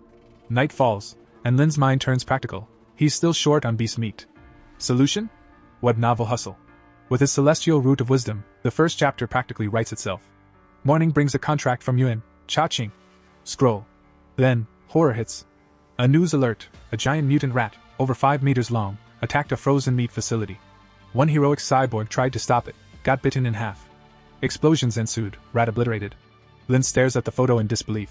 Shanghai has monsters, and he now realizes the city is crawling with potential nightmares. Face screaming in fear. Fast forward to the sparring day against the second-year elite class. Gym packed, excitement high. Teacher Yao Yuanfang calls a strategy huddle. Their class is stronger overall. Finish fights fast. And Lin? He rushes to the ring, eager to crush as many opponents as possible. First opponent, a tall blonde girl. She instantly complains, pointing at Lin. Why me first? I'm the weakest. Chaos ensues as teacher Yao angrily confronts the opposing teacher. Lin is told to step down. He reluctantly complies. Qu Shenning-han, nervously volunteering as the weakest link. The blonde girl swings hard. Shenning-han blocks. Outmatched? Totally. But she survives, strategically, draining the blonde's stamina. 3 minutes in, the blonde is panting, shocked at Shenning-han's defense. A final punch ends the match, Shenning-han defeated, but victorious in spirit. Lin pats her head. You lasted over 3 minutes. Huge progress. Partying face. Next up, a brown-haired girl jumps in, sees an exhausted blonde, charges, and is instantly overpowered by the senior's superior skill. Chu Rui, fueled by determination, steps in next. She lands a single devastating punch, and the crowd goes wild. Shenning-han cheers. That's my girl. Lin casually explains. Chu Rui's victory? Easy. She just benefited from Han draining the stamina first. 2 hours in, the elite class evens the score. Teacher Yao smirks at second-year teacher brother Fun. 4 fighters left. Real showdown begins now. Q Haiyu, cracking his knuckles like a cinematic anime protagonist. Dramatic stance, fists thirsty for battle, and then proceeds to obliterate his opponent with a swift kick. Purple-haired senior? Too slow. Haiyu dodges, counters, and knocks him out. Crowd goes wild, Chu Rui and Shenning-han cheering louder than ever. Haiyu keeps streaking, defeating 5 in a row before fatigue finally hits, defeated by the 6th. Face with steam from nose. Next, Wang Shuyer, the Nanwan duo's hope. He goes all out, demolishing 10 opponents in a flurry. Exhaustion eventually catches him on the 11th. Then Lu Gang, cool and confident, dispatches 2 more opponents in record time. Only one left, Wang Jinhee, a mountain of a student, fat and towering. Lu Gang laughs. I got this. Punches, nothing. Solid rubber belly vibes. Rapid attacks? Absorbed. Lu Gang is gasping, beaten by sheer size and resilience. Wang Jinhee casually lifts him, hurls him out of the ring. Elite class now down to 1 fighter, Lin Zikin. Teacher Yao exhales, unsure, but encourages Lin. Do your best. Experience matters. Lin just smiles. Don't worry, I've got this. Smirking face. The stage is set. The final battle of the day. Gym practically shaking. Stakes sky high. And Lin Zikin? Calm, collected, ready to sweep everyone and continue his achievement grind. Lin Zikin steps into the ring like a calm storm, and Wang Jinhee towers over him, or at least he thinks he does. The massive guy eyeballs Lin and scoffs. This weak-looking kid? My class's final ace? From the sidelines, Sheninghan, Chu Rui, and the girls aren't having it. They start chanting, heckling him with arrogant fatty, and teach the dead pig a lesson. Pig-face collision. Annoyed by the taunts, Wang Jinhee decides to be generous. Like, ridiculously generous. He offers Lin a handicap. I'll just stand here and let you hit me 10 times. Go ahead, don't complain later that I was bullying a smaller opponent. Lin Zikin's eyes light up. 10 free hits? Don't mind if I do. Without hesitation, Lin launches a single, devastating punch straight into Wang Jinhee's massive belly. The force? Astronomical. Wang Jinhee spins like a ragdoll, crashes onto the floor, and is instantly KO'd. Flushed face silence. Then, the elite class erupts into tears, cheers, and celebration. It's chaos. Even Wang Jinhee slowly opens his eyes, muttering in disbelief. This makes no sense, unscientific. Meanwhile, the second-year teacher sidles up to Yao Yuanfang, whispering, That kid is insane. 1 punch and Wang Jinhee goes down. Reminds me of Wyan. Yao laughs. Strong, yes, but Lin Zikin isn't Wyanching level yet. That guy terrorized the principal as a first year. Lin, curious, steps over. Who's Wyan? Cue the legend recap. Yao excitedly explains, Wyanching, a first-year prodigy from a few years back, demolished the entire third-year elite class. Stats? 100-meter dash in 6.12 seconds, 3.96 m vertical jump, and a one-handed 650 kilograms barbell lift. Lin nods, smiles nervously, but internally thinks, Yeah, I had that strength back in 6th grade summer break. No biggie. Smirking face. That night? Victory celebration. Clinking beer mugs, teacher Yao raises a soda. Lin Zikin secured our win. Guess who's footing the bill for everyone? Yep, the second-year teacher. The class erupts into cheers. Lin's now surrounded by classmates like Haiyu and Chu Rui, all clamoring for his training secrets and WeChat info. Lin just blinks. Too much attention too fast. Meanwhile, Sheninghan quietly loads food onto his plate. Old habits die hard. Then, suddenly, she panics mid-celebration. Bathroom, need to go! And rushes off. Lin just smiles internally, thinking. Some things never change. Cut to the restroom gossip session. 2 girls spill tea. She fawns over him like a maid. Drinks shrimp, so lame. The other adds. How did she even get into the elite class? Clearly riding his coattails. Overhearing this, Sheninghan's heart sinks, but she doesn't sulk. Oh no. She storms up, hands on hips, and declares, I am not a sycophant. I am his childhood friend. Deal with it. Flex biceps. Later, walking home, Lin notices she's still upset. She confides softly. Mom said I'd grow out of it, but I still have to wear diapers to bed. I feel disabled. Lin kneels slightly, placing his hands on her shoulders. You're not disabled. This? It's a superpower. You just haven't unlocked it yet.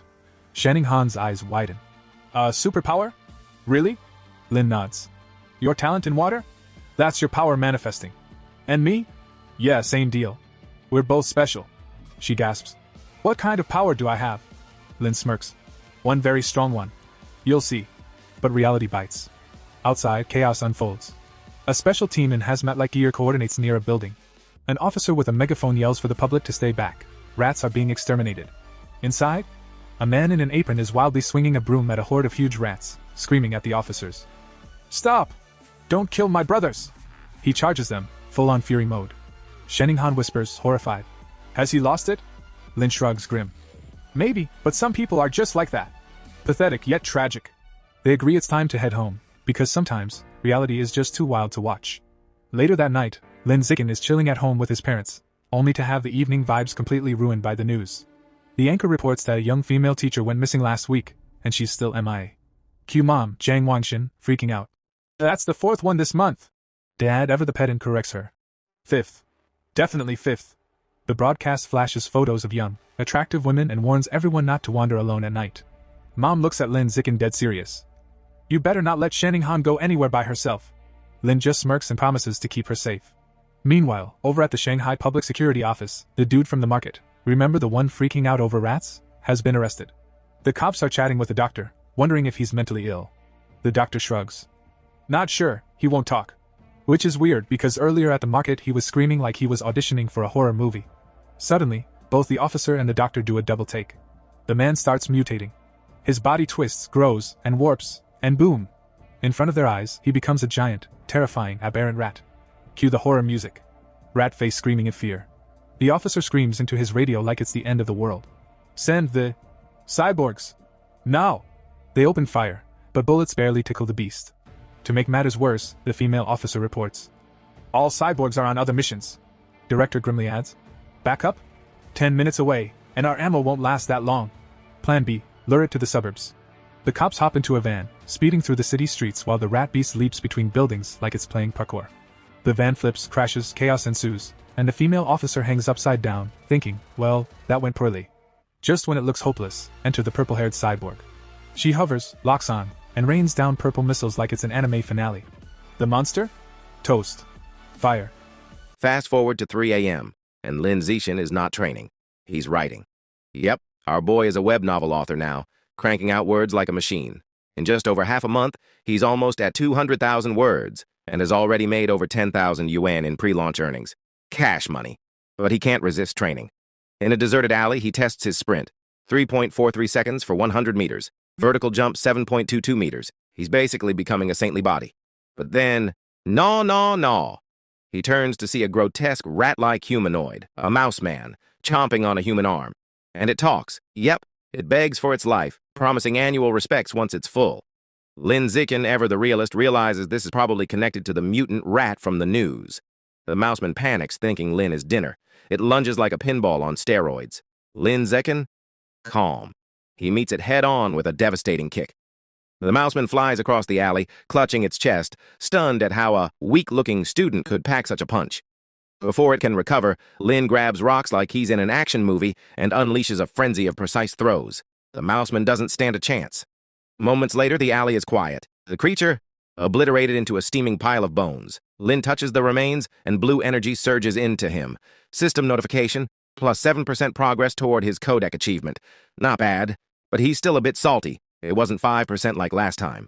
Moments later, the purple-haired cyborg arrives, hovering over the bone pile, muttering, "Who the heck killed this thing?" Meanwhile, in a shadowy building, things get seriously creepy. A hooded cultist drags an unconscious woman to a glowing red summoning circle. He's about to offer her to the Lord Rat God, who is apparently very hungry and not impressed with tiny human portions. The cultist tries to explain, but the rat god isn't having it. It demands bigger prey, or even young men if women are scarce. Then, a bloody chunk of meat lands in front of the cultist. He gobbles it like it's fine dining, muttering thanks to the Lord Rat God. Suddenly, massive red tentacles shoot out, lift the girl into the air, and the multi-eyed rat god eats her whole. Crunch, chew, gulp. The cultist probably wishes he had a backup plan. And just to rub salt in the wound, the rat god complains, "Don't feed me ordinary people next time. Nobles only. I want tender meat."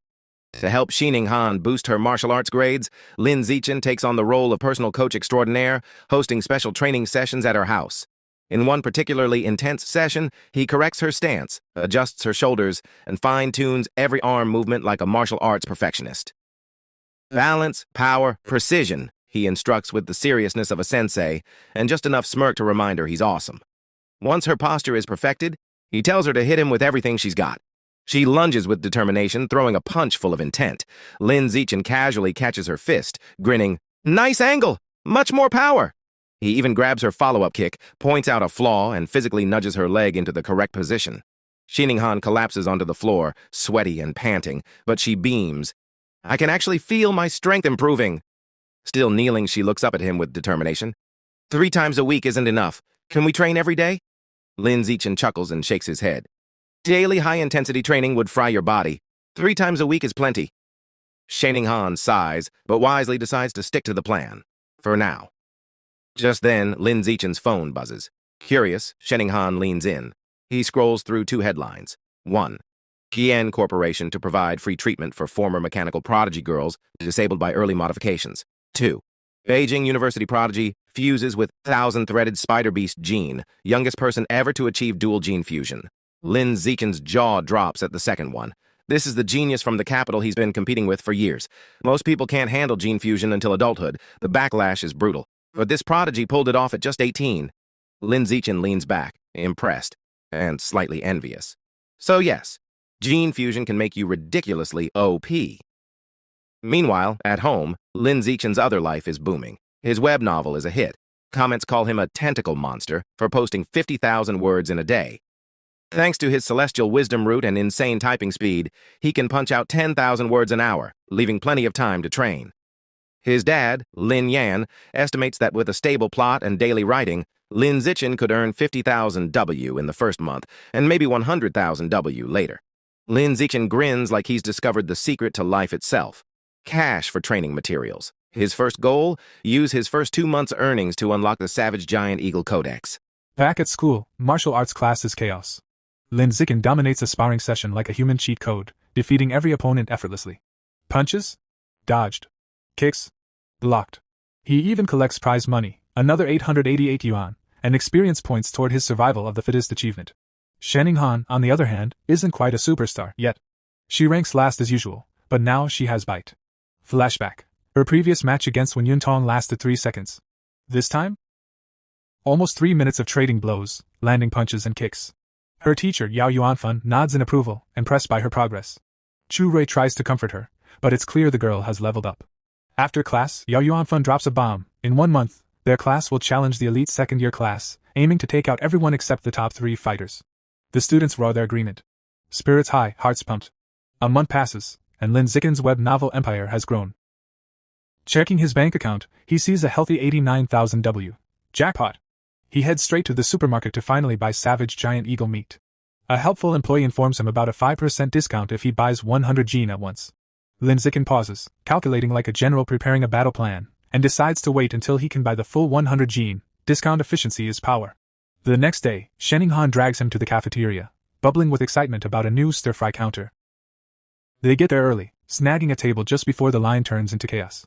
Suddenly, a loud argument erupts. One student accuses another of cutting in line. Han spots the voice. It's a you. She asks if they should intervene. Lin Zichen casually glances over. Nah, probably unnecessary. He says, confident that Hiyu's natural aura is intimidating enough. Wrong. Hiyu is outnumbered. The leader of the bully crew calls him a punk and surrounds him with friends. Panic? A little. But Lin Zichen? Cool as ever. Shadowed face, calm tone, he clamps a hand on the bully leader's shoulder. Please line up properly. The leader smirks, challenging him. Lin Zichen just grins slyly, pulls out his phone, and says, I'll report you. The leader scoffs. Reporting is shameful. Lin Zichen leans closer, voice calm, deadly. Cutting in line? That's way more shameful. The bullies, now realizing they picked the wrong fight, retreat in frustration. Cafeteria peace restored. Lin Zichen sits back, takes a bite of stir-fry, and thinks, yep. This is why people like me. The scene shifts to a lavish villa in one of Shanghai's wealthiest districts, where the rat god cult is holding a secret meeting. Shadows dance across the room as the cult leader, a mysterious man in a black hooded robe, sits on a throne-like chair, addressing his followers like a dark CEO of evil. Sha Chang is dead, he announces, voice dripping with foreboding. He went crazy at the market and provoked the security squad. One cultist mutters, good riddance, and a few others nod in agreement. The leader's eyes then glitter as he introduces a newcomer, a young man stepping into Sha Chang's shoes. He relays a chilling new command from their Lord Rat God. From now on, the cult must only capture and sacrifice nobles. Ordinary people? Too bitter. Only the creme de la creme will do. A couple of cultists raise concerns. Capturing nobles is too risky. One missing rich kid, and the authorities will come down on us. The leader, unfazed, suggests starting with the sons of wealthy but powerless merchants, high value, low risk. Then, turning to the newcomer, he says, You're new. Don't go after nobles yet. Just capture a handsome young man as a practice sacrifice for one of our subordinates. The newcomer's hood hides his face, but his grin is unmistakable. I won't just capture any handsome man. I'll offer the most handsome man in the entire city to the divine child, he declares, exuding eerie confidence. Meanwhile, back at school, Haiyu is still stewing over the cafeteria incident. He informs Lin Zicken that the students who cut in line are from Class 3 of the second-year honors class, the same class they're scheduled to challenge. Lin Zicken, leaning casually against the lockers, quips, "Good grades don't guarantee good manners." His expression darkens as a news alert pops up. Another wealthy heir has gone missing, the 5th in a row. No ransom demands. The pieces click into place. The rat god cult is active. Lin Zicken grimly notes. They're targeting nobles now. The day of the class showdown arrives. The students gather in a massive gym with 2 fighting rings, tension crackling like static electricity. The cafeteria bullies glare at Hayu, and he gives them a defiant gesture back. The rings roar to life as the sparring matches begin. Shanning Han steps up first. Her opponent, a senior from the honors class, launches a fierce kick. Shanning Han blocks it and promptly gets crushed by the sheer force. Down she goes. The seniors continue to steamroll the first years. Chu Rui and others are swiftly defeated without landing a single hit. Victory for the first years finally comes when a muscular, short-haired girl lands a powerful kick on a senior, but it's short-lived. A red-haired senior storms the ring, a whirlwind of destruction, knocking out 9 first years in under 10 minutes, including 3 boys. The first-year survivors are now down to 4. Lin Zicken, Wang Shuo, Lu Gang, and Hayu. The second-year class has only lost 5 students, all girls. Their teacher Yao Yuanfang clenches his fists, realizing the gap in strength is frightening. Hayu, your turn. Yao Yuanfang instructs. He's tasked with taking on the remaining 6 female seniors. Motivated, and admittedly distracted by the thought of fighting attractive seniors, Hayu confidently agrees. True to his word, he defeats all 6 girls with surprising ease. Then it's the boys' turn. A senior from the honors class storms into the ring, stomping menacingly. Ready to die? He growls. Hayu smirks. This is the bully from the cafeteria. Revenge time. Wrong move. The bully is fast, blistering speed, and lands a punishing punch to Hayu's stomach. Down he goes, knees hitting the mat. He tries to retaliate, but a swift kick sends him flying out of the ring. Humiliated and sore, he curses himself for underestimating the opponent. Now it's Lin Zicken's moment. The bully, smirking, challenges him. Wanna try your luck? Lin Zicken's eyes glint. Gracefully stepping into the ring, he thinks, finally, someone worth my attention. The crowd erupts. Cheering classmates chant.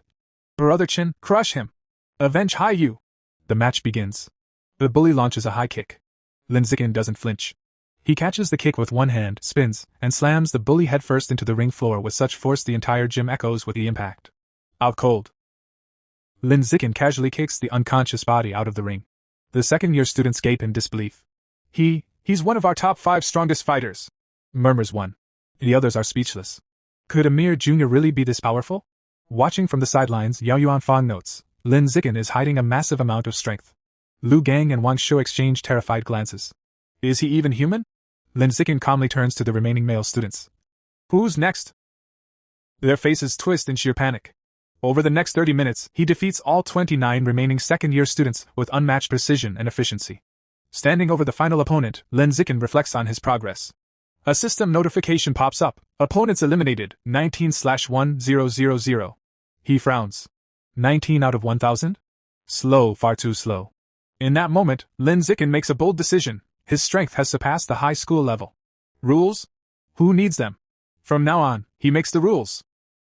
It was Monday morning at Shanghai High, and the principal's office was rocked by a gasp so loud it could have shattered glass. Inside, the principal stared at Lin Zicken like she had just seen a unicorn lifting weights. Wait, you actually want to hold a personal challenge match, with rewards? She asked, blinking rapidly. Lin Zicken, ever the fearless first year, nodded.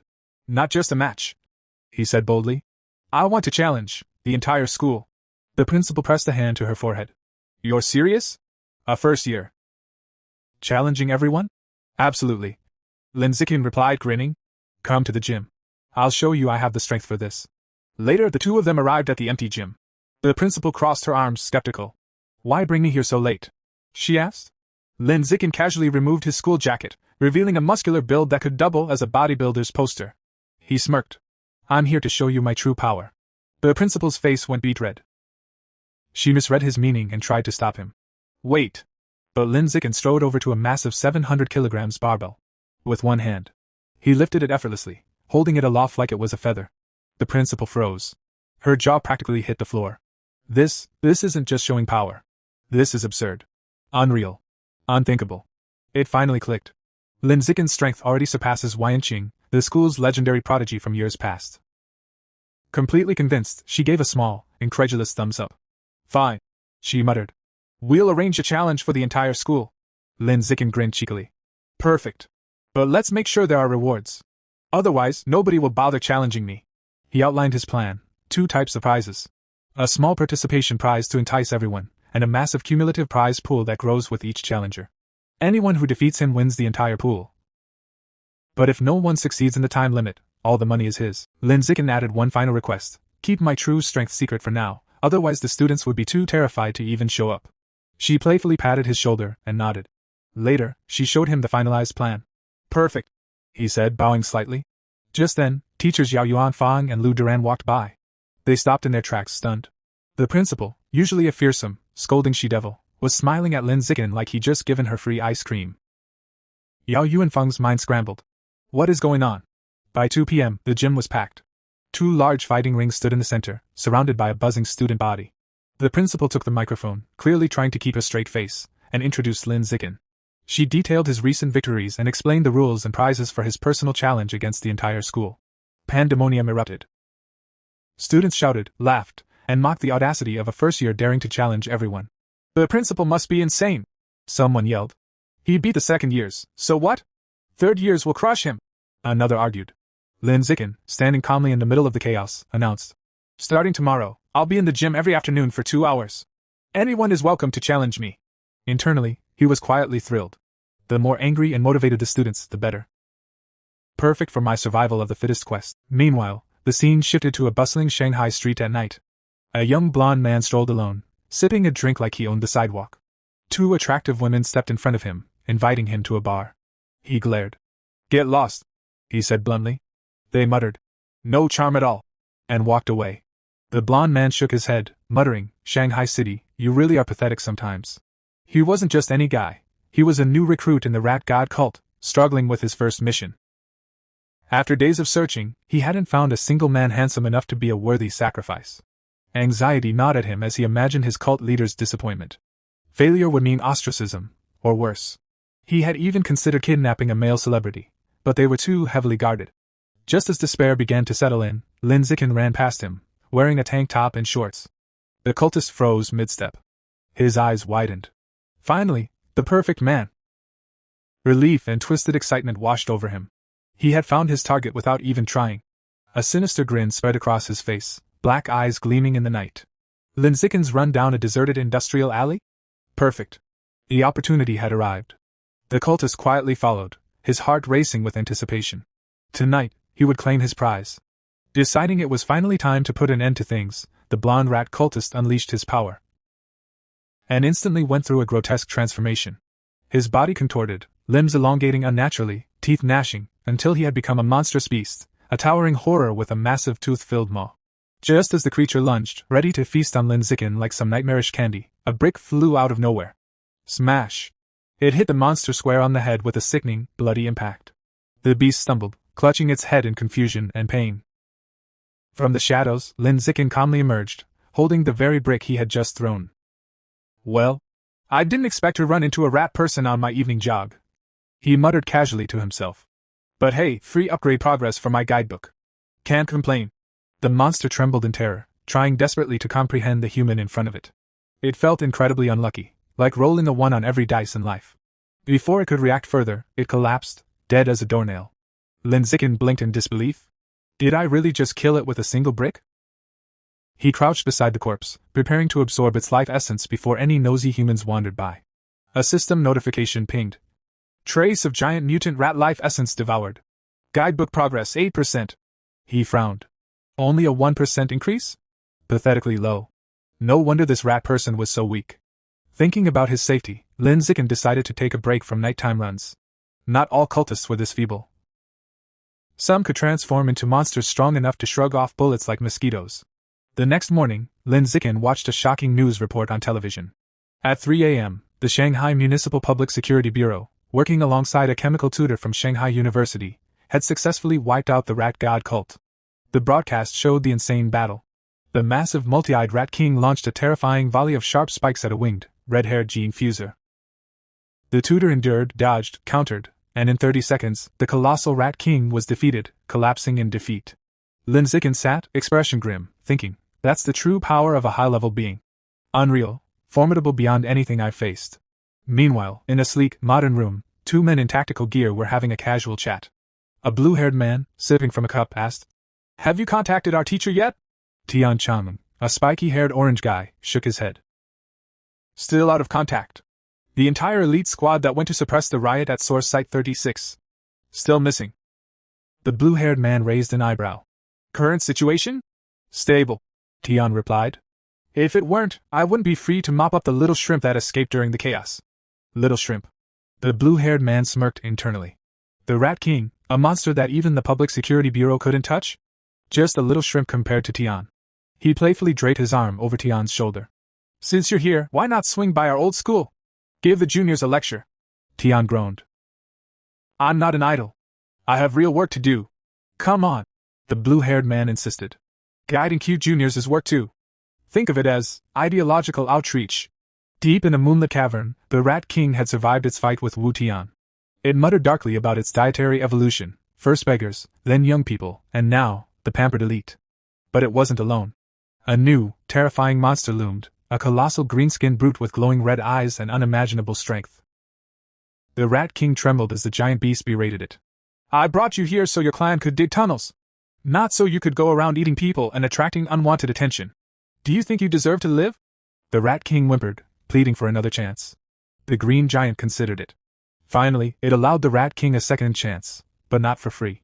Without warning, a clawed hand slammed down, striking the Rat King with brutal force. Blood sprayed, filling the cavern in a horrifying spectacle. The giant casually holds the bloody eyeball and comments. "Smells terrible, tastes great. Yes. This monster has food reviews." He then reveals the bigger twist. The Rat King that fought earlier? A decoy. The real one had been hiding all along. Clever, but not clever enough. Final warning delivered. Fail again, and you die. Meanwhile, back at Shanghai High. The tone flips from horror movie to school battle festival. It's the day of Lin Zicken's personal challenge. As he walks to the gym, students whisper like he's a celebrity mixed with a lunatic. "That's the first year who challenged the whole school. Is he insane or confident?" Probably both. But Lin Zicken isn't listening.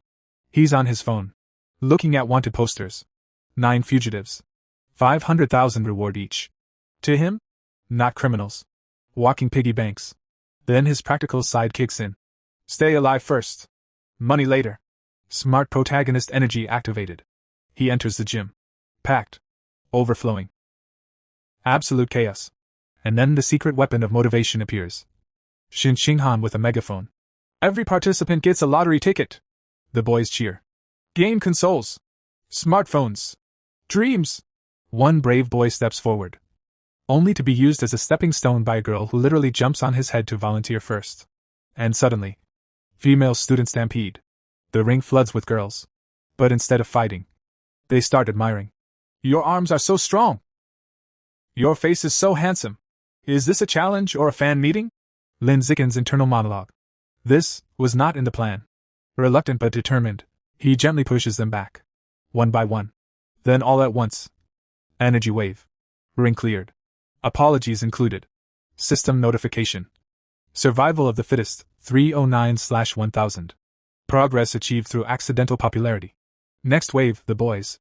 A muscular student steps forward, cracking his knuckles like thunder. "Now it's my turn." One punch later. He's asleep. Opponent after opponent falls like dominoes in a windstorm. System climbs to 419/1000. Soon Lin Zicken stands atop a literal mountain of unconscious students. Calmly asks, "Who's next?" The crowd parts. A new challenger enters. Yan Xiaoan, second-year overlord. Whispers spread. "He once defeated a whole class alone. He's legendary. He got humbled by a teacher once, but still legendary." Yan lands dramatically and begins a motivational speech. "There is always someone stronger." Lin Zicken turns to the referee. "Can we start?" Match begins. Yan continues talking. Kick. He flies across the ring like a human comet and embeds into the wall. Lin casually cleans his ear. Finally, silence. The gym falls into stunned quiet. Reality.exe has stopped responding. Then, clap. Clap. Clap. Slow. Deliberate. Heavy footsteps approach. A muscular student with spiky red hair walks through the crowd. No shouting. No bragging. Just presence. And everyone instantly knows. The real fight is about to begin. The crowd freezes for half a second, and then erupts. They've recognized him. Chen Wuking, the undisputed #1 student in the entire school. Cheers explode across the gym like fireworks. Everyone instantly assumes. All right. Now the real show begins. Across the ring, Lin Zikin watches him approach and casually thinks. Ah, classic. Beat the younger ones, and the elder boss shows up. Chen Wuking lands inside the ring with a confident smirk, arms crossed. I never expected Yen Xiaoquan to lose to a junior. He prepares to launch into what is clearly going to be a long motivational speech. But Lin Zikin turns to the referee and calmly asks, Can we start? Chen hasn't even finished inhaling. The teacher, slightly panicked, starts the match anyway. Instant disrespect. Maximum efficiency. Enraged, Chen Wuking charges forward, blue aura blazing around him like a superpowered comet. It seems I'll have to beat you before you listen. Lin Zikin steps forward, his own fist glowing with a golden aura. Boom! Their punches collide. A shockwave blasts across the arena. Dust rises. Hair flutters. Several students almost reconsider their life choices. Chen tries to speak, almost apologetic. But Lin Zikin simply says, I'm in a hurry. One punch. Chen Wuking flies backward. Shirt torn. Eyes wide. Face frozen in pure disbelief. The strongest student in the school. Instantly defeated. The entire gym goes silent. Not quiet. Silent. The kind of silence where even thoughts echo. With every top fighter down, Lin Zikin turns to the stunned crowd. Points at a random student. You. Get in the ring. The boy looks behind him. Me? Yes. You. The student nervously asks him to go easy. Lin Zikin smiles and reminds him. You'll get a lottery ticket. Motivation level, maximum. The boy charges in. One punch later, sleep mode activated. System notification. Survival of the fittest +1. And just like that, the entire student body realizes something important. There is no shame in losing, if prizes are involved. A tidal wave of enthusiasm sweeps the gym. Students rush the ring for smartphones, consoles, and pure gambling hope. What follows is less a tournament, and more a systematic harvest of victories. Left. Right. Down. Next. Each opponent falls in seconds. Each defeat ticks the counter higher. Until finally. System notification. Achievement complete. Survival of the fittest acquired. 1,000 opponents. Quest complete. Lin Zikin clenches his fist. Victory. Satisfaction. Mild exhaustion. The grind, finally paid off. Reward description. Biological attribute. Survival of the fittest. Increases damage against living beings. He strokes his chin. Practical, but why won't it tell me the exact percentage? Classic system vagueness. Challenge over. He jumps down from the ring. The girls complain it ended too fast. The boys are still recovering their consciousness. Without wasting time, he grabs Shinqing Han's hand and exits the gym like a victorious protagonist leaving a battlefield. Later, the principal's office echoes with laughter. She congratulates him on officially becoming the school's #1 fighter. Leaning closer, she teases. You defeated Chen Wuking instantly. You're definitely hiding your real strength. Lin Zikin sips his drink calmly. Only a little. She doesn't believe him for a second. She brings up Chen's Kyoto University entrance exam. 690 kilograms one-handed barbell lift.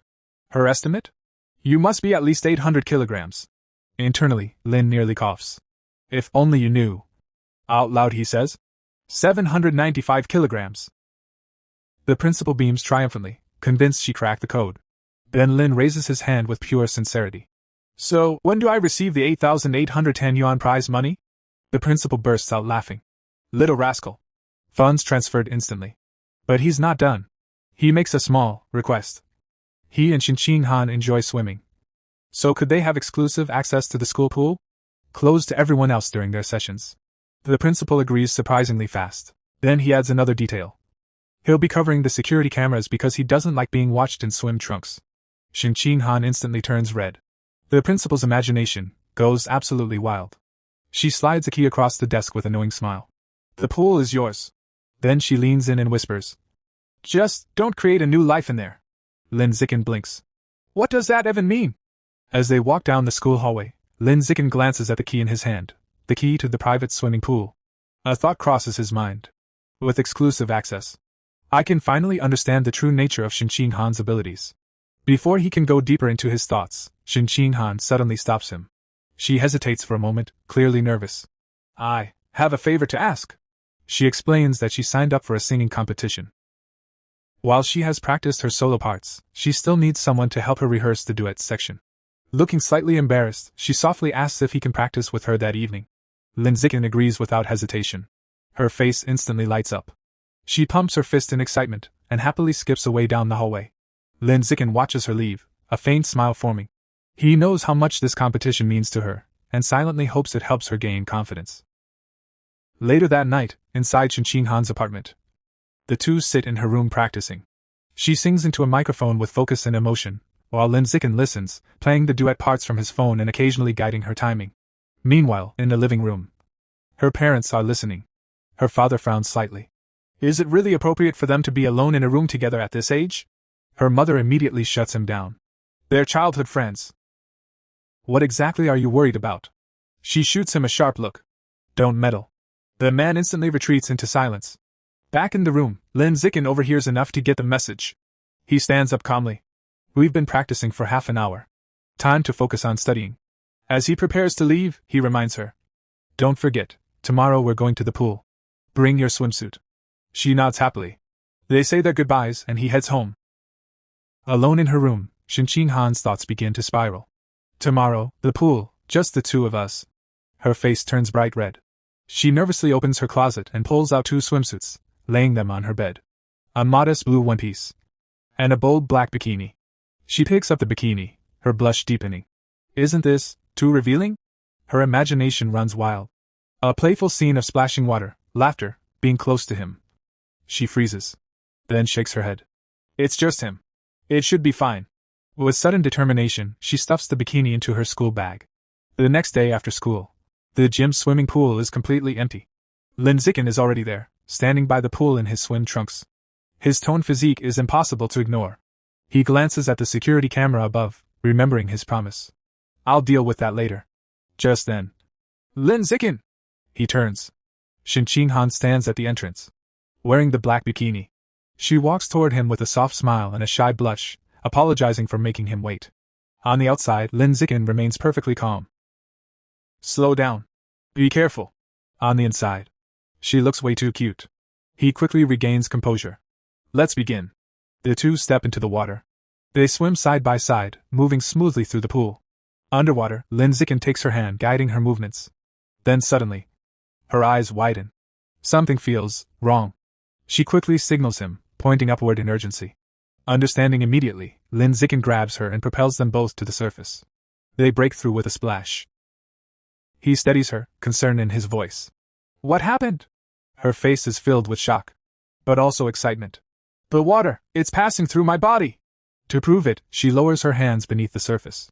Right before his eyes, the water flows straight through her palms, as if her hands aren't even solid. Lin Zikin's expression sharpens. This isn't normal. This is her ability. He reaches out and gently takes her hand, examining it carefully. Aside from the strange phenomenon, nothing seems physically different. He thinks for a moment, then says seriously, we need to check further. Let's get out of the pool.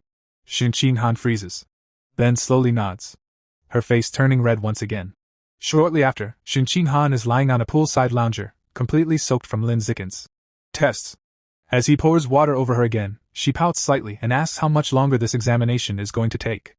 After checking multiple times, Lin Zikin finally straightens up and concludes there are no other abnormalities. Helping her sit up, he calmly explains that for now, it seems only her hands have this strange ability. She nods, processing it. Sitting at the edge of the pool, Shinqing Han hesitates before asking something personal. Could her lifelong bedwetting problem be related to this power? Maybe another part of her body also lets water pass through. Lin Zikin pauses, then admits it's possible. He tells her that next time she feels the urge, she should pay attention and inform him. Then, realizing how that sounded, he awkwardly adds that she should check if any other part of her body feels like her palms. Immediately, he regrets it. That sounded way too suspicious. But Shinqing Han doesn't take it that way at all. Instead, her face lights up with excitement. She clenches her fists and declares that this means she isn't useless, she's a superpower user. A water-type ability. Her eyes shine with determination as she thinks. If she can fully develop this power, maybe she can finally stand beside Lin Zikin as an equal. That night, the story shifts to a neon-lit city filled with towering buildings and glowing holographic ads. Lin Zikin walks into a supermarket, where a friendly clerk greets him. Without hesitation, he walks to the counter, slides his card forward, and makes a shocking request: 100 gene of savage giant eagle meat. The clerk freezes. That's an absurdly expensive order. Still, she nervously processes the payment and takes down the delivery address. As Lin Zikin leaves, she watches him in disbelief, wondering which rich young master just casually spent that much money. Later, in a deserted industrial area, the delivery arrives. Lin Zikin looks at the massive box and reflects on his finances. With 120,000 yuan earned from his web novel, his total funds now stand at 210,000. More than enough. He places his hand on the beast meat. Instantly, a violent surge of white energy erupts around him. A system notification appears.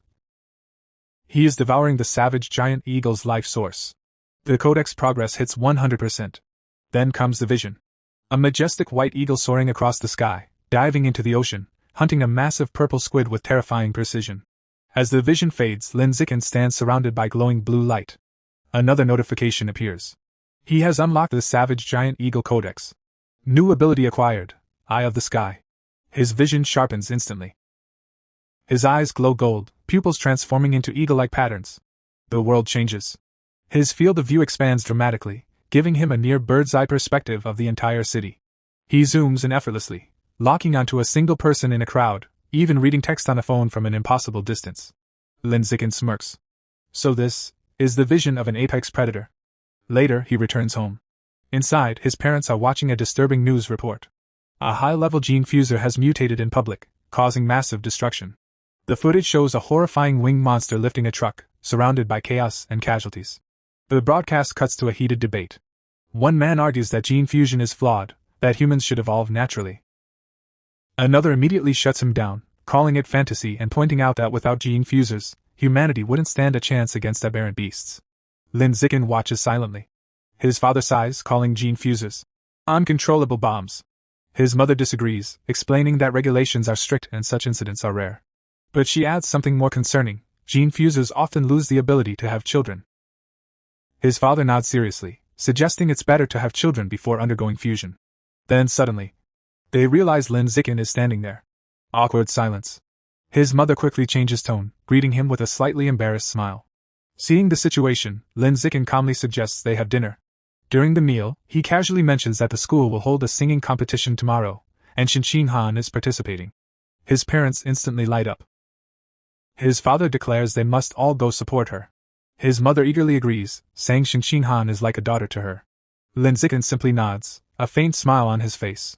The night of the competition had finally arrived, and it was huge. Bright lights flooded the stage, the crowd buzzed with excitement, and the entire venue felt electric. This wasn't just a school event anymore, it was a full-blown spectacle. And in the audience? Lin Yangxing and Zhang Wangshan were going all out. Wearing headbands, waving a glowing sign, and cheering like absolute fanboys for Shinqing Han.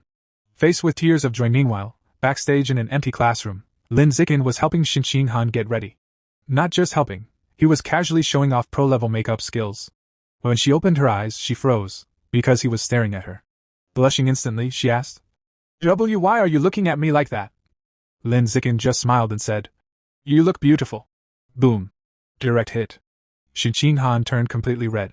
But of course, right when things got soft and romantic, Chu Rui popped in like, "Oh? Are you two done flirting yet?" Smirking face, Shinqing Han panicked and started explaining it wasn't like that, but Chu Rui wasn't buying it. She teased them for acting like an old married couple, then casually reminded them they were up after the next two performers before leaving. Now the mood shifted. Lin Zikin said he'd walk her over, but she didn't move. She sat there trembling. Then suddenly she grabbed his jacket, face red, voice shaking, and blurted out, I lost control again." Her nervous condition had triggered. A stain spread across her dress. And just like that, she broke down crying. "The performance is about to start. I ruined everything, everyone will hate me." But Lin Zikin? Completely calm. He held her face and said, "Stop crying. Your makeup will be ruined. Priorities." Skull. Then his eyes landed on the curtain, and boom, idea. He grabbed scissors, ripped it down, spread it out, and started cutting fast and precisely. Shinqing Han watched in shock as he transformed a random curtain into a beautiful multi-layered white dress. Yeah, this man is built different. He handed it to her and told her to hurry and change. But she blushed and said, "No need, just turn around." Lin Zikin, flushed face full panic mode. Still, he turned around. Behind him, she changed. He couldn't see, but he could hear everything. Bro was fighting for his life. Faced with tears of joy meanwhile, Shinchinghan, now calmer, even stretched a little before putting on the new dress. Finally, she said he could turn around. He did, and froze. She looked stunning. Completely transformed. She smiled and said that after crying, she wasn't nervous anymore.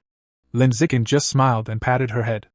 Moments later, they stepped onto the stage, and absolutely crushed it. Energy, confidence, perfection. The crowd went wild. Then came the result. The winners are Lin Zikin and Shinching Han. The audience erupted. They hugged in pure joy.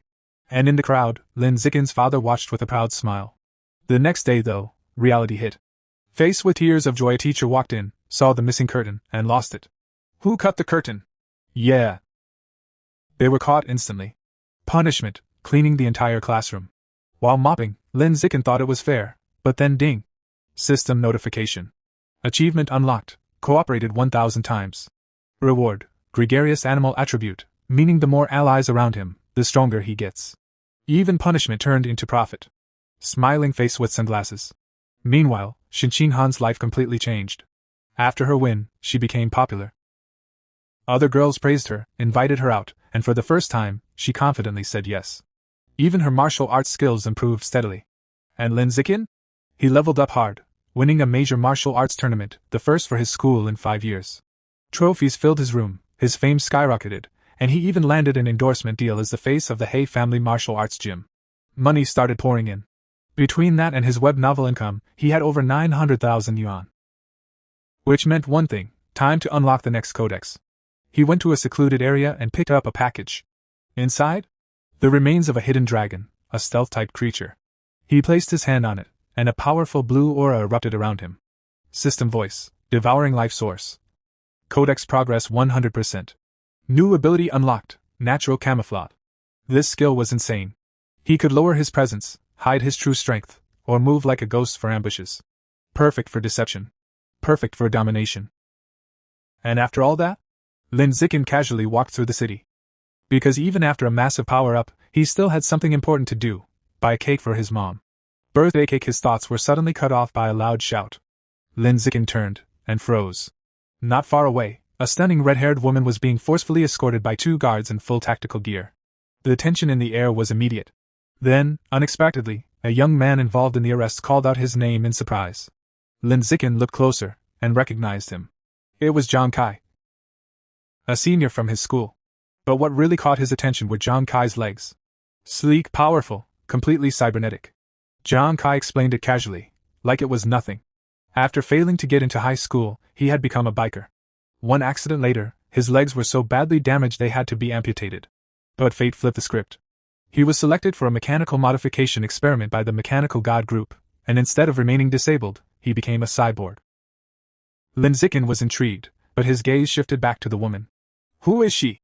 He asked. One of the guards answered coldly. She was a remnant of the Rat God cult, the only female among 9 fugitives.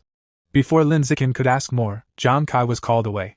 He waved with a grin, saying they'd talk later, and hurried off. Lin Zikin waved back, but his expression slowly turned serious. Something didn't add up. The public security department had searched everywhere and found nothing. Yet the Mechanical God Group captured one so easily? Yeah, that group was dangerous. Not to be underestimated. His thoughts were interrupted again, this time by his phone. His mother, Jiang Wangxin. She asked if he bought the cake and when he'd be home. He replied he was already on his way.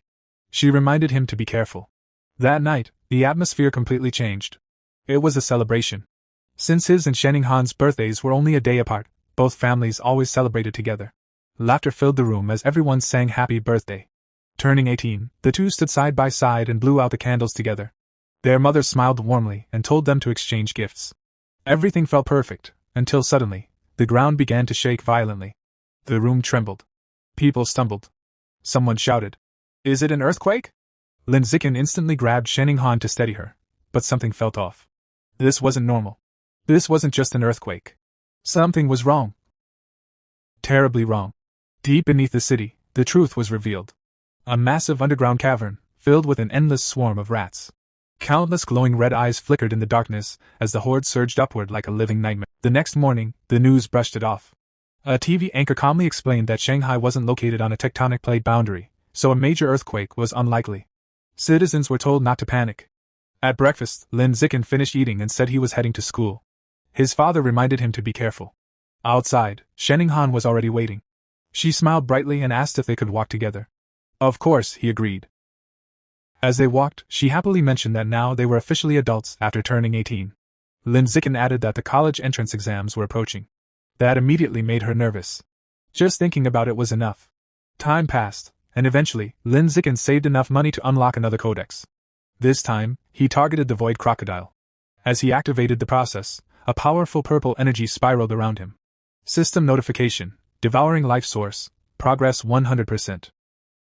A vision flashed before his eyes. A massive crocodilian beast with fish-like fins, swimming desperately as it tried to escape the savage giant eagle.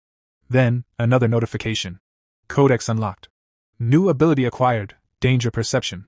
The system explained it clearly. He could now sense hostility from nearby creatures and even estimate their biological level.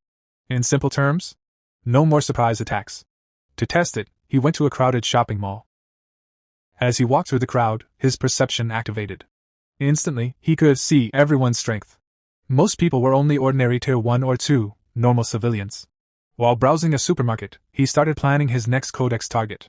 That's when he saw it: life and death toad meat. His eyes lit up. If absorbed, it could grant regeneration or healing abilities. But then he saw the price. 100,000 per gene. Yeah, nope. Even with his web novel income, he couldn't afford that regularly. His expression hardened. If he wanted to keep growing stronger, he needed more money, and fast. The scene shifted to the Nanjiang Provincial Education Department. Inside a high-level office sat Mo Dongji, a striking woman with light purple hair and antler-like horns. Vice Principal of Shanghai University and Minister of Education for the province. She calmly listened as a subordinate finished his report on the province's education system.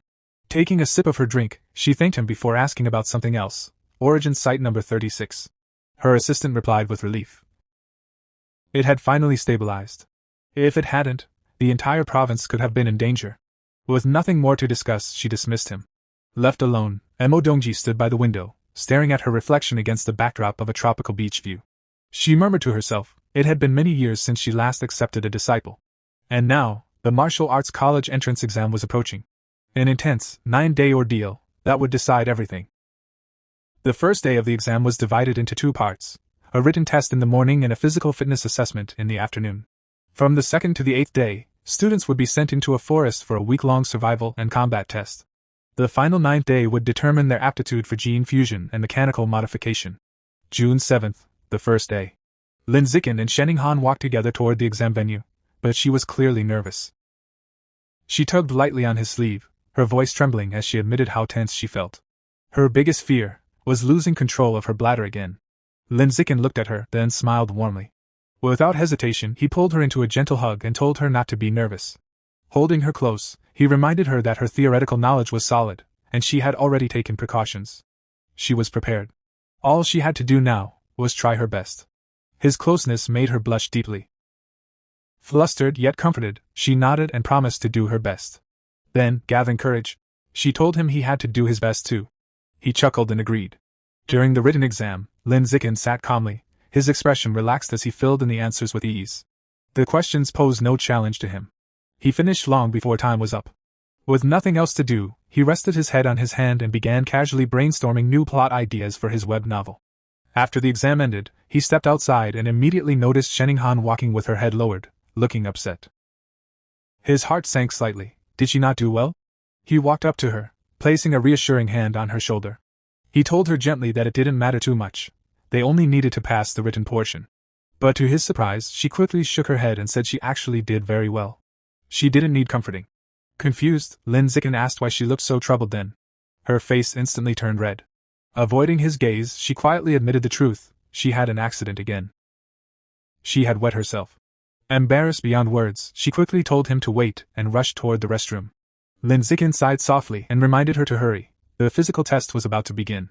Later, during the strength assessment, Lin Zikin completely shocked everyone. Standing before a massive barbell, he lifted it effortlessly, with one hand. 950 kilograms, the announcer declared. The crowd erupted. Students stared in disbelief. Combined with his earlier results, a 5.12-second 100-meter sprint and a 4.91-meter vertical jump, his performance was simply monstrous. After finishing her own tests, a tired but determined Shening Han approached him in her gym clothes. He asked how she did. She smiled weakly but proudly. Her results were impressive: a 9.32-second 100-meter dash, a 1.62-meter vertical jump, and a 125-kilogram lift. Then she sighed softly, admitting that compared to him, it still felt lacking. Lin Zikin immediately praised her, telling her that those scores easily placed her among the top female students. He gently patted her head, and she looked up at him, her expression bright with happiness.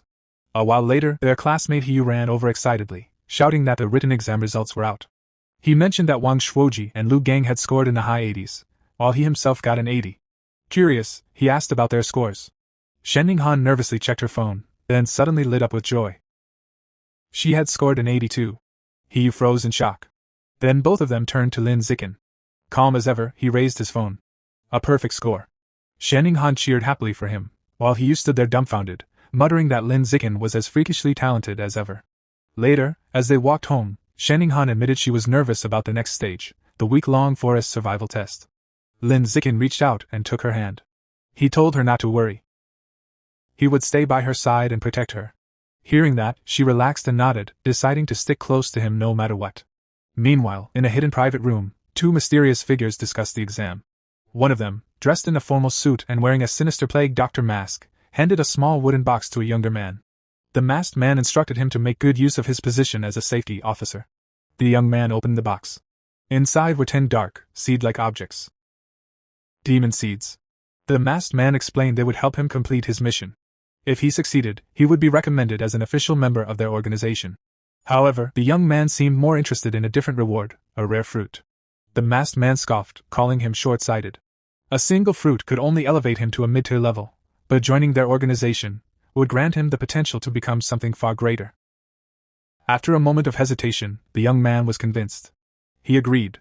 Becoming a full member was far more valuable. Soon after, a convoy of buses traveled deep into a dense, fog-covered forest. An announcement echoed through the vehicles. The students were about to arrive at the practical exam site. Inside one of the buses, Shening Han was asleep, her head resting gently on Lin Zikin's shoulder. He softly woke her, telling her they had arrived. An automated voice instructed students from Entrance 9 to disembark and head to the assembly area. At the staging ground, thousands of students gathered as officials explained the rules of the week-long test. Score tokens were scattered throughout the forest. Some were hidden in difficult locations, while others were carried by dangerous beasts. Safety officers would be stationed nearby, but asking for help meant immediate disqualification. The deeper into the forest, the greater the danger, and the higher the rewards. Final scores would be determined by collected tokens and performance evaluations from surveillance footage. Out of 100,000 students, only 50,000 tokens existed. At least half would fail. The exam encouraged both cooperation and competition. Students could team up, or steal from one another. They were given 1 hour to prepare. Immediately, chaos broke out as students rushed to form alliances. One particularly loud student began boasting about his father while trying to recruit teammates. His attempt didn't last long. A strict female instructor shut him down instantly, warning everyone against such blatant and disruptive recruiting. Nearby, Lin Zikin and Shening Han sat casually, snacking, when a group of female students approached and invited him to team up. He rejected them without hesitation. Moments later, a young man with brownish red hair walked over and politely asked if he could buy some of their food. Instead of selling it, Lin Zikin casually tossed him a pack of toast as a gift. Surprised and impressed, the young man introduced himself as Hong Junping from a top high school and suggested they form a team. While chewing his snack, Lin Zikin calmly declined. A little disappointed, Hong Junping thanked him for the food and left. Watching him go, Shening Han tilted her head and remarked that he was a bit strange. Lin Zikin gave a faint, knowing smile and explained that the man's real goal had nothing to do with food. It was about the beautiful girl beside him. Realizing she was the target, Shening Han instantly blushed. With their break over, Lin Zikin took her hand, and the two headed into the forest. As they entered the vast wilderness, he chose a cautious approach. To help her adjust, they began searching for score tokens in the safer outer areas. Activating his Eye of the Sky ability, his eyes glowed with golden light as his vision expanded dramatically. Within seconds he spotted a target. He pointed toward a tall tree and told Shening Han there was a token at the top. Without hesitation, she leaped high into the air with incredible agility. Moments later, she landed, holding up a token marked 1, proudly announcing her success. With his enhanced vision, Lin Zikin continued scanning the surroundings, directing her from one hidden token to another. Before long, she had collected several 1-point tokens. Overjoyed, she rushed forward and hugged him tightly, praising how amazing he was. Their moment was suddenly interrupted. Hong Junping had returned. Smiling, he held up a large token and claimed he had already gathered 28 points. He said he wanted to repay Lin Zikin, but in truth, he simply wanted an excuse to get closer to Shening Han. He formally proposed teaming up and suggested they split all points equally. Lin Zikin rejected him instantly. He added bluntly that if Hong Junping truly wanted to repay him, he could hand over all his tokens. The outrageous demand shocked him. His expression darkened, and a powerful aura erupted from his body. Enraged, Hong Junping charged forward, shouting that they had chosen the wrong path. Lin Zikin smirked calmly. "No, you're the one who chose wrong." The fight ended in an instant. Lin Zikin delivered a single punch to Hong Junping's stomach. The impact was devastating. He doubled over, coughing blood before collapsing. With the battle over, Lin Zikin casually took his score token and walked away with Shening Han, their hands intertwined. Behind them, Hong Junping lay unconscious. Shening Han glanced back, slightly worried, and asked if he would be okay. Lin Zikin reassured her nonchalantly that he hadn't even used real strength. Over the following days, Lin Zikin continued guiding her training. He helped her collect more tokens, pushed her physical limits by making her lift massive boulders, and taught her survival skills like hunting wild boars. But it wasn't all training. They also shared quiet moments, gathering fruit, resting under makeshift shelters, and enjoying each other's company. At night, when she fell asleep on his shoulder, Lin Zikin would look at her with a soft expression, wishing those peaceful moments could last longer. Eventually, they reached the central region of the forest. A wooden sign stood ahead, marked with a warning, "Danger, aberrant beast zone." But strangely, it was silent. Too silent. There were no beasts, only dark, unsettling bloodstains scattered across the ground. Shening Han frowned, noting that they might have arrived too late. As they walked deeper, she sighed in disappointment, saying that if they had come earlier, she might have earned the genius title by defeating aberrant beasts. Lin Zikin gently patted her head and told her the title didn't matter. It was time to head back. In truth, he knew that with surveillance cameras everywhere, hunting beasts wasn't worth the risk. Training her safely was far more important. After the combat phase ended, the students were transported to the next stage, the gene fusion compatibility test. They were taken by bus to a high-security island facility known as the Island Gene Research Institute. Inside, students lined up as staff prepared for testing. As they waited, Shening Han curiously asked about the reagents in the test tubes. Lin Zikin explained they were derived from the flowing cloud jellyfish, a species known for its high compatibility with human biology. Its genes could easily react with human blood, making it ideal for testing gene fusion potential. The process was simple. Each student's fresh blood would be injected into the jellyfish reagent. The resulting chemical reaction would determine their fate. While waiting for their turn, a nervous Hiyu muttered that he really hoped to pass the gene fusion test, anything to avoid the mechanical modification route. Chu Rui casually added that the mechanical test was rumored to be extremely painful, like being burned alive, since it involved implanting special metal alloys into the body. That was all it took. Hiyu immediately went pale and started praying on the spot. After the blood samples were collected, the students waited about an hour for the results. Soon, notifications began appearing one after another. A girl nearby jumped in excitement, 8% compatibility. She qualified as a gene fuser. Not far away, another student slumped in disappointment with only 4%. Someone else sighed in relief at 6%, just barely passing. The students quickly began discussing the grading scale. 6% was the minimum to pass, 8% was considered excellent, and 10% was the threshold for top universities. Then someone mentioned the Kyoto prodigy, rumored to have a staggering 16% compatibility. Hearing that, Lin Zikin fell into thought. Given his superior physical attributes, he wondered if he might even reach 20%. Beside him, Shening Han grew increasingly anxious and grabbed his arm tightly. Lin Zikin gently took her hand, reassuring her that it was normal to feel nervous. But inwardly, he couldn't help thinking, if her compatibility was too low, she might not be able to keep up with him. Suddenly, Chu Rui let out an excited shout. She had scored 10%, enough for top universities. Hiyu checked his own result and got 11%. Despite it being higher, he looked oddly dissatisfied, as if he expected more. Seeing everyone else checking their results, Lin Zikin pulled out his phone.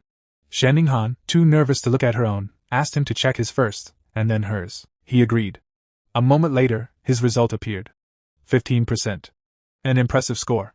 Before he could even react, Shenning Han threw her arms around him in excitement, declaring that with a score like that, he must be the top student in the entire province.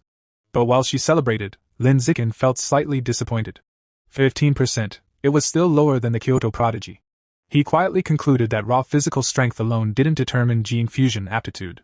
Then he turned to Shenning Han and gently told her it was her turn. She nodded nervously. Trying to comfort her, he said that if even he could get a good score, she definitely could too. But the moment he pulled up her result, his expression froze. Shenning Han and Chu Rui leaned in, and instantly mirrored his shock. On the screen was an unbelievable number. 21%. The scene shifted to the Nanjiang Provincial Ministry of Education headquarters, where Mo Dongji was in a meeting with several officials, including the principal of Shanghai High. Mo Dongji calmly announced that the gene fusion results were in. First, Lin Zikin's profile appeared. His 15% compatibility made him the provincial top scholar. The officials congratulated the principal, who smiled modestly while secretly feeling extremely proud. Everything seemed settled.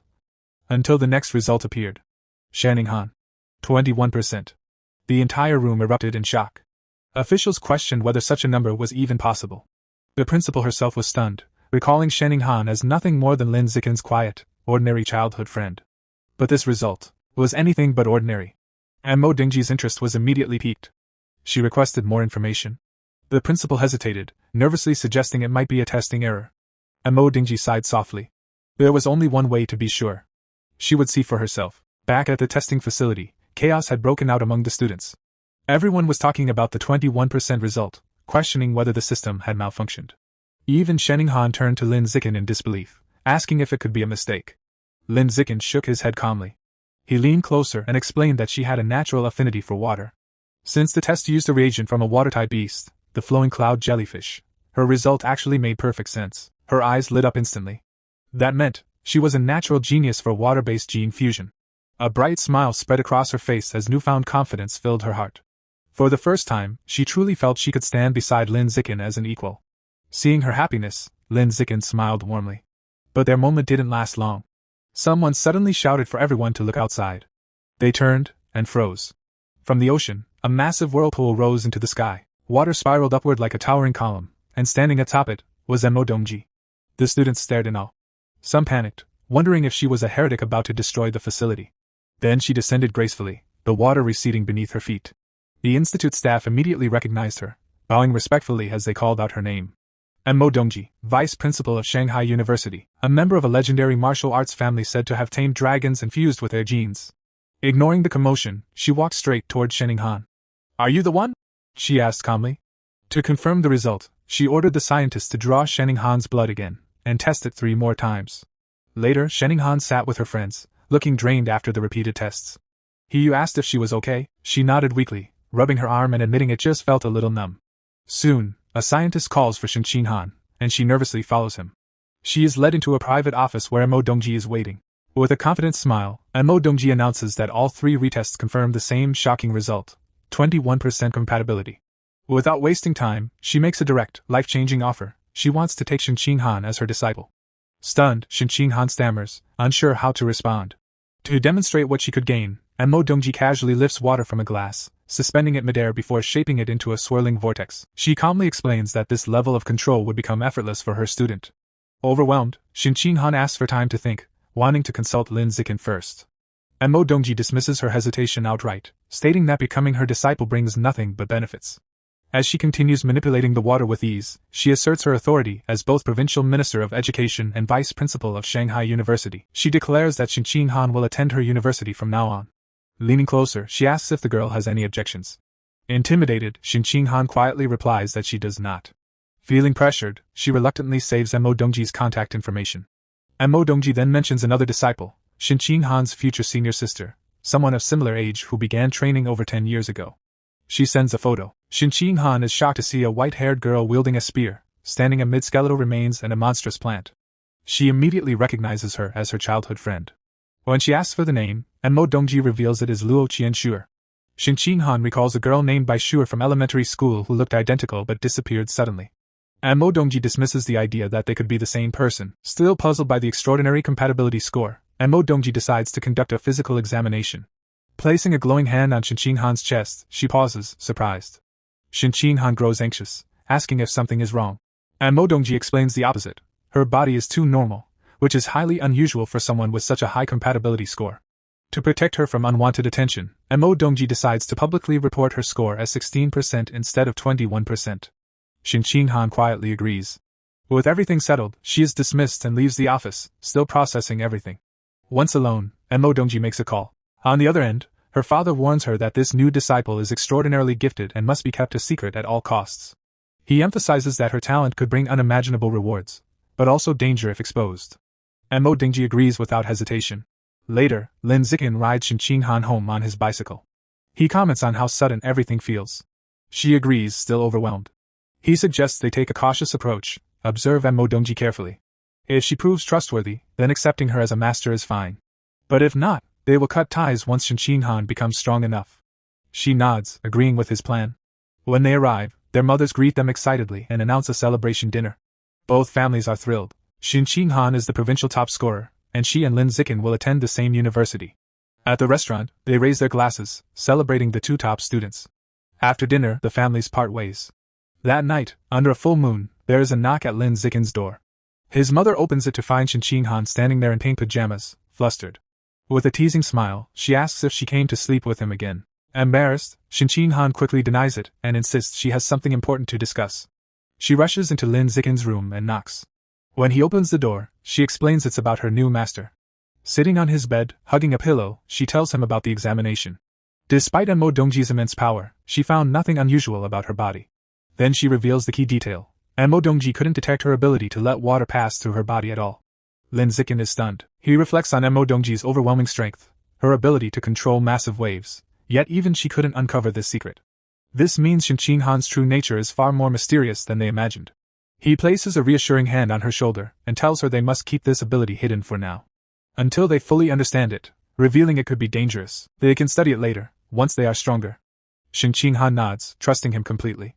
She then brings up another topic, recalling that her master mentioned she has a senior sister. Shin Ching-han explains that when she saw the photo, she was shocked by how much the girl resembled her old friend. She shows the image to Lin Zikin. He takes the phone and studies the picture of Luo Qianxue carefully. While he acknowledges the resemblance, he notes that her aura feels completely different from the girl Shin Ching-han remembers. What catches his attention instead is the strange forest in the background. He asks if she knows where the photo was taken. Shin Ching-han shakes her head but decides to ask her master. She sends a message to Mo Dongji, who replies with a single cryptic phrase. Source site. When she asks for more details, Mo Dongji simply responds that she will understand when she becomes stronger. Shin Ching-han relays the response, disappointed she couldn't learn more. Lin Zikin tells her to leave it for now, they can investigate it later. Later, the two lie on his bed, casually scrolling through their phones. After a quiet moment, Shin Ching-han glances at him and suddenly asks if men like women who wear cheongsams. The unexpected question catches him off guard. He immediately thinks of Mo Dongji's elegant style, and wonders if she influenced her. Imagining Shin Ching-han in one, he blushes slightly and admits it depends on the person, but it would suit her. Sensing his reaction, she leans closer and presses him for a clearer answer. Flustered, he finally admits that yes, he likes them. She continues, asking about stockings, black, white, or nude. Completely cornered, he awkwardly answers that he prefers black or white. Satisfied, Shin Ching-han instantly sits up and starts ordering a cheongsam and stockings online, leaving him staring in confusion, wondering what just happened. Their moment is interrupted by a knock. Lin Zikin's mother enters and hands Shin Ching-han a bag, explaining that her mother sent over toiletries and said she should just stay the night. Embarrassed, Shin Ching-han insists she never asked for it, confused why her mother would do that. As she leaves, his mother casually adds that they are adults now, so it's perfectly fine, before closing the door. An awkward silence fills the room. Both of them blush, unsure how to react. Trying to act normal, Shin Ching-han opens the bag and says she'll just change and go to sleep. But as she looks inside, her expression freezes. She pulls out an item and instantly realizes what it is, a box meant for safety. Mortified, her face turns bright red as she wonders what her mother was thinking. Panicking, she blurts out that she's going to change and hurriedly jumps off the bed, only to trip over her own feet and fall face first onto the floor. Lin Zikin sits there, completely stunned, trying to process the chaos. Soon after, both of them receive confirmation. They've been accepted into the Evolution Academy of Shanghai University. The next day, Lin Zikin rides his bicycle through the city with Shin Ching-han sitting behind him, arms wrapped around his waist. They are on their way to a promotional event for the He family's martial arts gym. As they move through the busy streets, Lin Zikin suddenly notices a group blocking their path. A man dressed in black and gold robes stands at the front, accompanied by several men in white martial arts uniforms. He calls out, asking if he is Lin Zikin. Stopping the bike, Lin Zikin asks who they are. The man introduces himself as Lu Chuan-Wu, Dean of Shanghai University's Budo Academy, but clarifies he is here representing an organization called Tianrenhui. This group opposes gene fusion and mechanical modification, believing in strengthening the human body through traditional martial arts alone. Lin Zikin recalls hearing about them but internally dismisses their ideology as outdated. Lu Chuan-Wu formally invites him to join their organization. Uninterested, Lin Zikin simply tells them to move aside. As he tries to pass, Lu Chuan-Wu places a hand on his shoulder, stopping him and insisting on a conversation. He even offers him a new phone as a gesture of goodwill, but the persistence only makes Lin Zikin more uncomfortable. Later, the three sit in a cafe. Lu Chuan-Wu explains that Tianrenhui is researching ways to unlock the hidden potential of pure humans without relying on external modifications. He passionately claims they aim to break biological limits and evolve into higher forms, rare, advanced, even legendary beings. To prove his point, he takes out his phone and shows them a video, confident that what they are about to see will change everything. In the video, Lu Chuan-Wu, who states his own biological level is ordinary tier 9, is seen facing a powerful opponent. He explains that the footage shows him defeating a high-level gene fuser.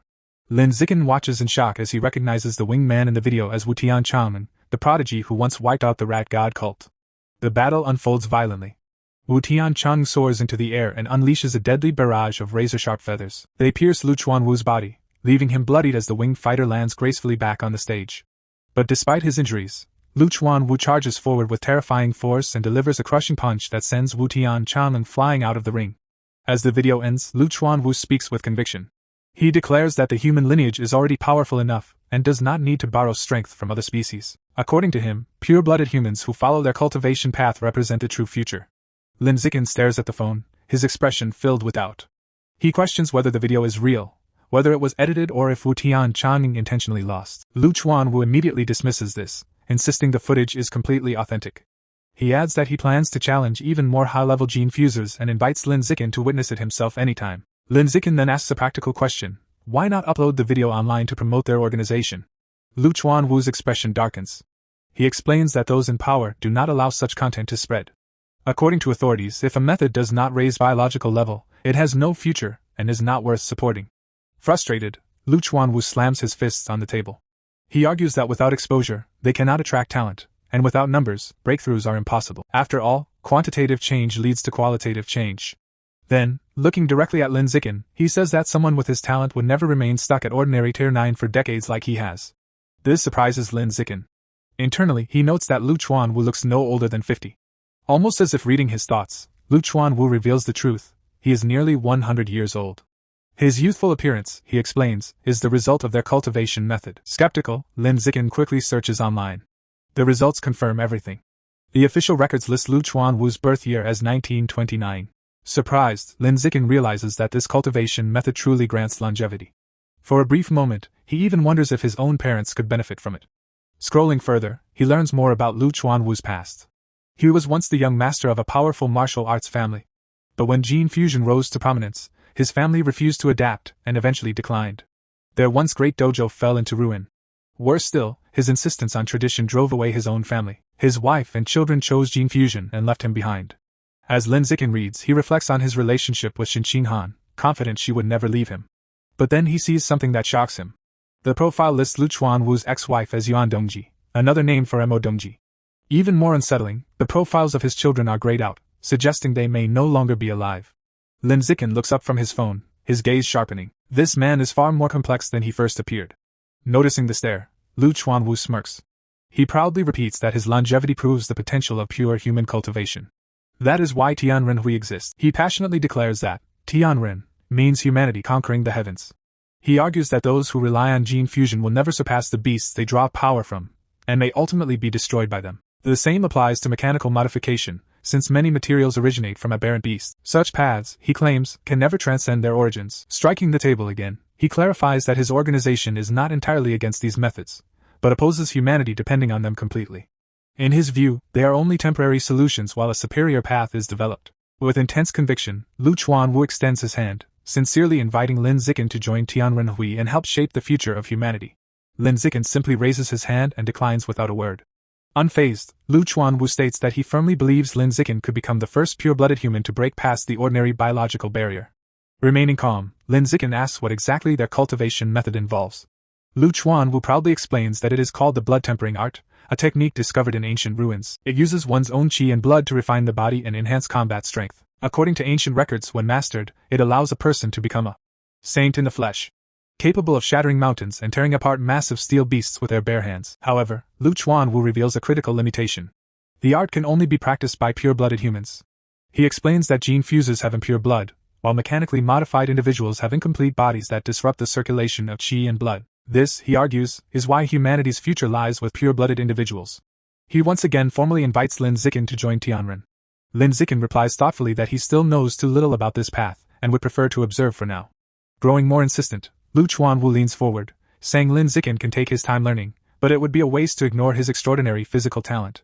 Leaning in closer, Lu Chuanwu adds that from Tianren's perspective, the so-called top scholar with 16% gene fusion compatibility is nothing compared to him. He even claims she isn't worth a single hair on Lin Zikin's head, causing a shocked Shin Qinghan to spit out her drink. Surrounded by a fiery aura of conviction, Lu Chuanwu declares that Lin Zikin, with his #1 physical test results, is the true top talent of the province. He boldly states that if Lin Zikin follows their path, he will one day surpass Shin Qinghan completely. This leaves Shin Qinghan looking dejected, wondering why she was dragged into the conversation.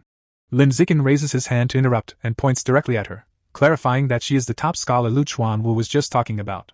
Shin Qinghan gives an awkward wave as Lu Chuanwu begins to sweat nervously. Deciding to end things, Lin Zikin stands and says it's getting late. He picks up the phone Lu Chuanwu had offered earlier, takes Shin Qinghan's hand, thanks him for the drink and the phone, and says they're leaving. Panicking, Lu Chuanwu calls out, offering a 6-month trial period. As they walk away hand in hand, he desperately raises the offer, promising double the benefits of the Evolution Academy. When that fails, he shouts an even bigger offer, triple. The word triple makes Lin Zikin stop. In the next instant, the scene cuts back to him sitting at the table. With a determined look, he clenches his fist and declares that he has always agreed with Tianren's philosophy and has decided to join them, contributing his talent to the future of pure-blooded humanity. Lu Chuanwu is left stunned, while a chibi version of him mentally cries over the massive cost of his promise. After making his decision, Lin Zikin asks a question. He wants to know about the source site.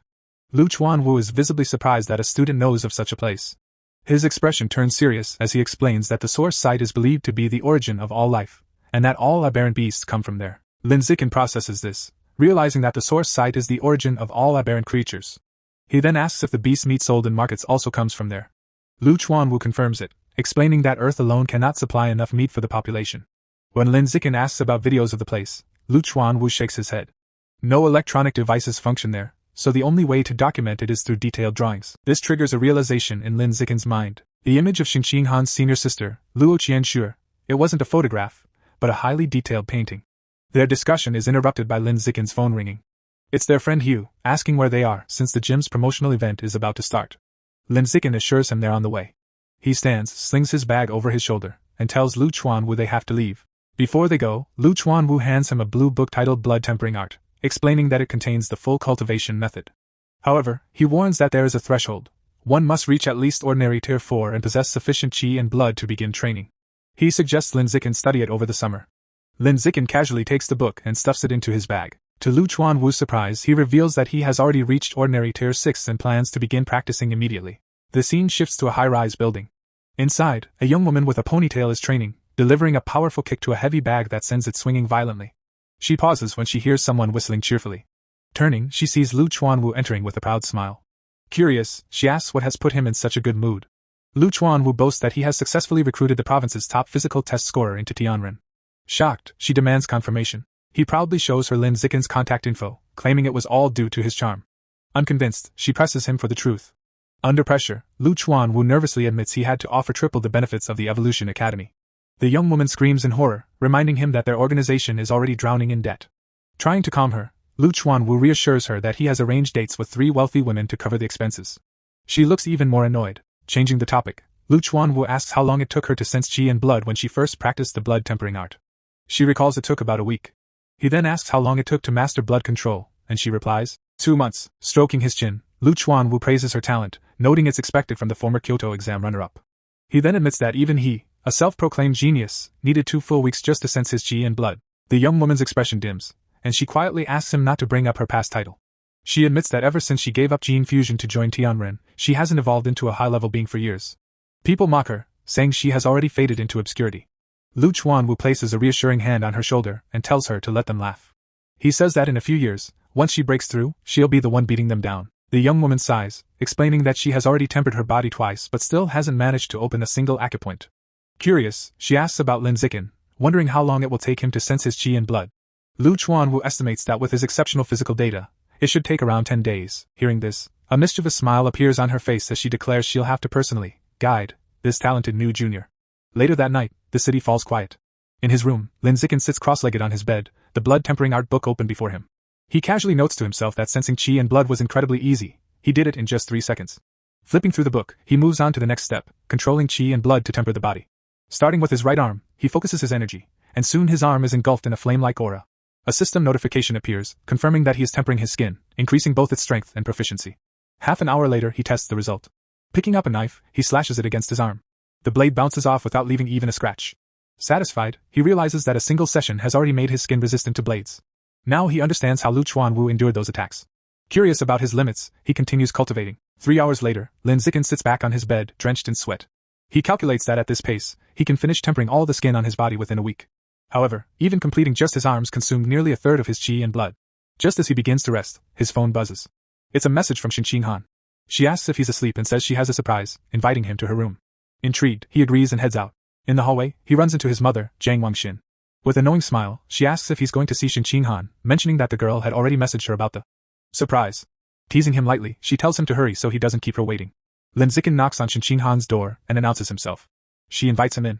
As he enters, he freezes. Xin Han is sitting on her bed, completely wrapped in a thick duvet, her face flushed bright red. When he asks what's going on, she shyly tells him that this is the surprise. His mind immediately starts racing, imagining all kinds of ridiculous scenarios. He quickly shakes those thoughts away, trying to stay calm, convincing himself it must be something simple. Still blushing, Xin Han urges him to come closer and take a look. He walks over and sits at the edge of the bed. In a soft voice, she tells him to lift the cover. Her face is crimson, her eyes shy yet expectant. Lin Zikin's heart starts pounding as the atmosphere turns tense. Finally, he reaches out and lifts the duvet. He's stunned. Xin Han is lying there in a tight white cheongsam she bought online. Her face burns red as she nervously asks if it looks good on her. Lin Zikin's face instantly matches hers. Struggling to stay composed, he nods and tells her she looks amazing. Encouraged, she admits she also bought black stockings and asks if he wants to see them. Swallowing nervously, he agrees. Under his gaze, she slowly puts them on, which only makes him more flustered. Once she's done, she looks at him again, asking if she looks good. He tells her honestly that she looks stunning and that the outfit suits her perfectly. Smiling playfully, she mentions that the stockings feel nice and asks if he wants to touch them.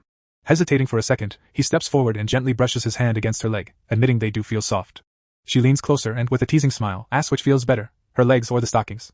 Blushing, Lin Zikin answers that her legs feel better, which makes her smile even more. Suddenly, the moment is broken by Jiang Wangxin's voice from outside the door. She calls out that Xin Han's mother dropped off some toiletries and hung them on the doorknob. Startled, Lin Zikin quickly stands and goes to open the door. He picks up the bag and glances inside, only to immediately blush when he sees what's been packed. Embarrassed, he quietly puts it back and closes the door, muttering to himself that they haven't even kissed yet and wondering why things are moving this fast. Xin Han tells him it's already late and suggests he stay the night. Then, blushing shyly, she asks him to turn around so he won't see her while she puts on her diaper. Embarrassed, Lin Zikin quickly turns his back as she changes behind him. After a moment, she softly tells him she's done and that they can turn off the lights and go to sleep. Both of them are visibly nervous. And this is how this part of this manhwa ends. Also in the future I will be bringing more and more exciting videos. Please subscribe to the channel, ring the bell, hit the like button and stay tuned until the next video.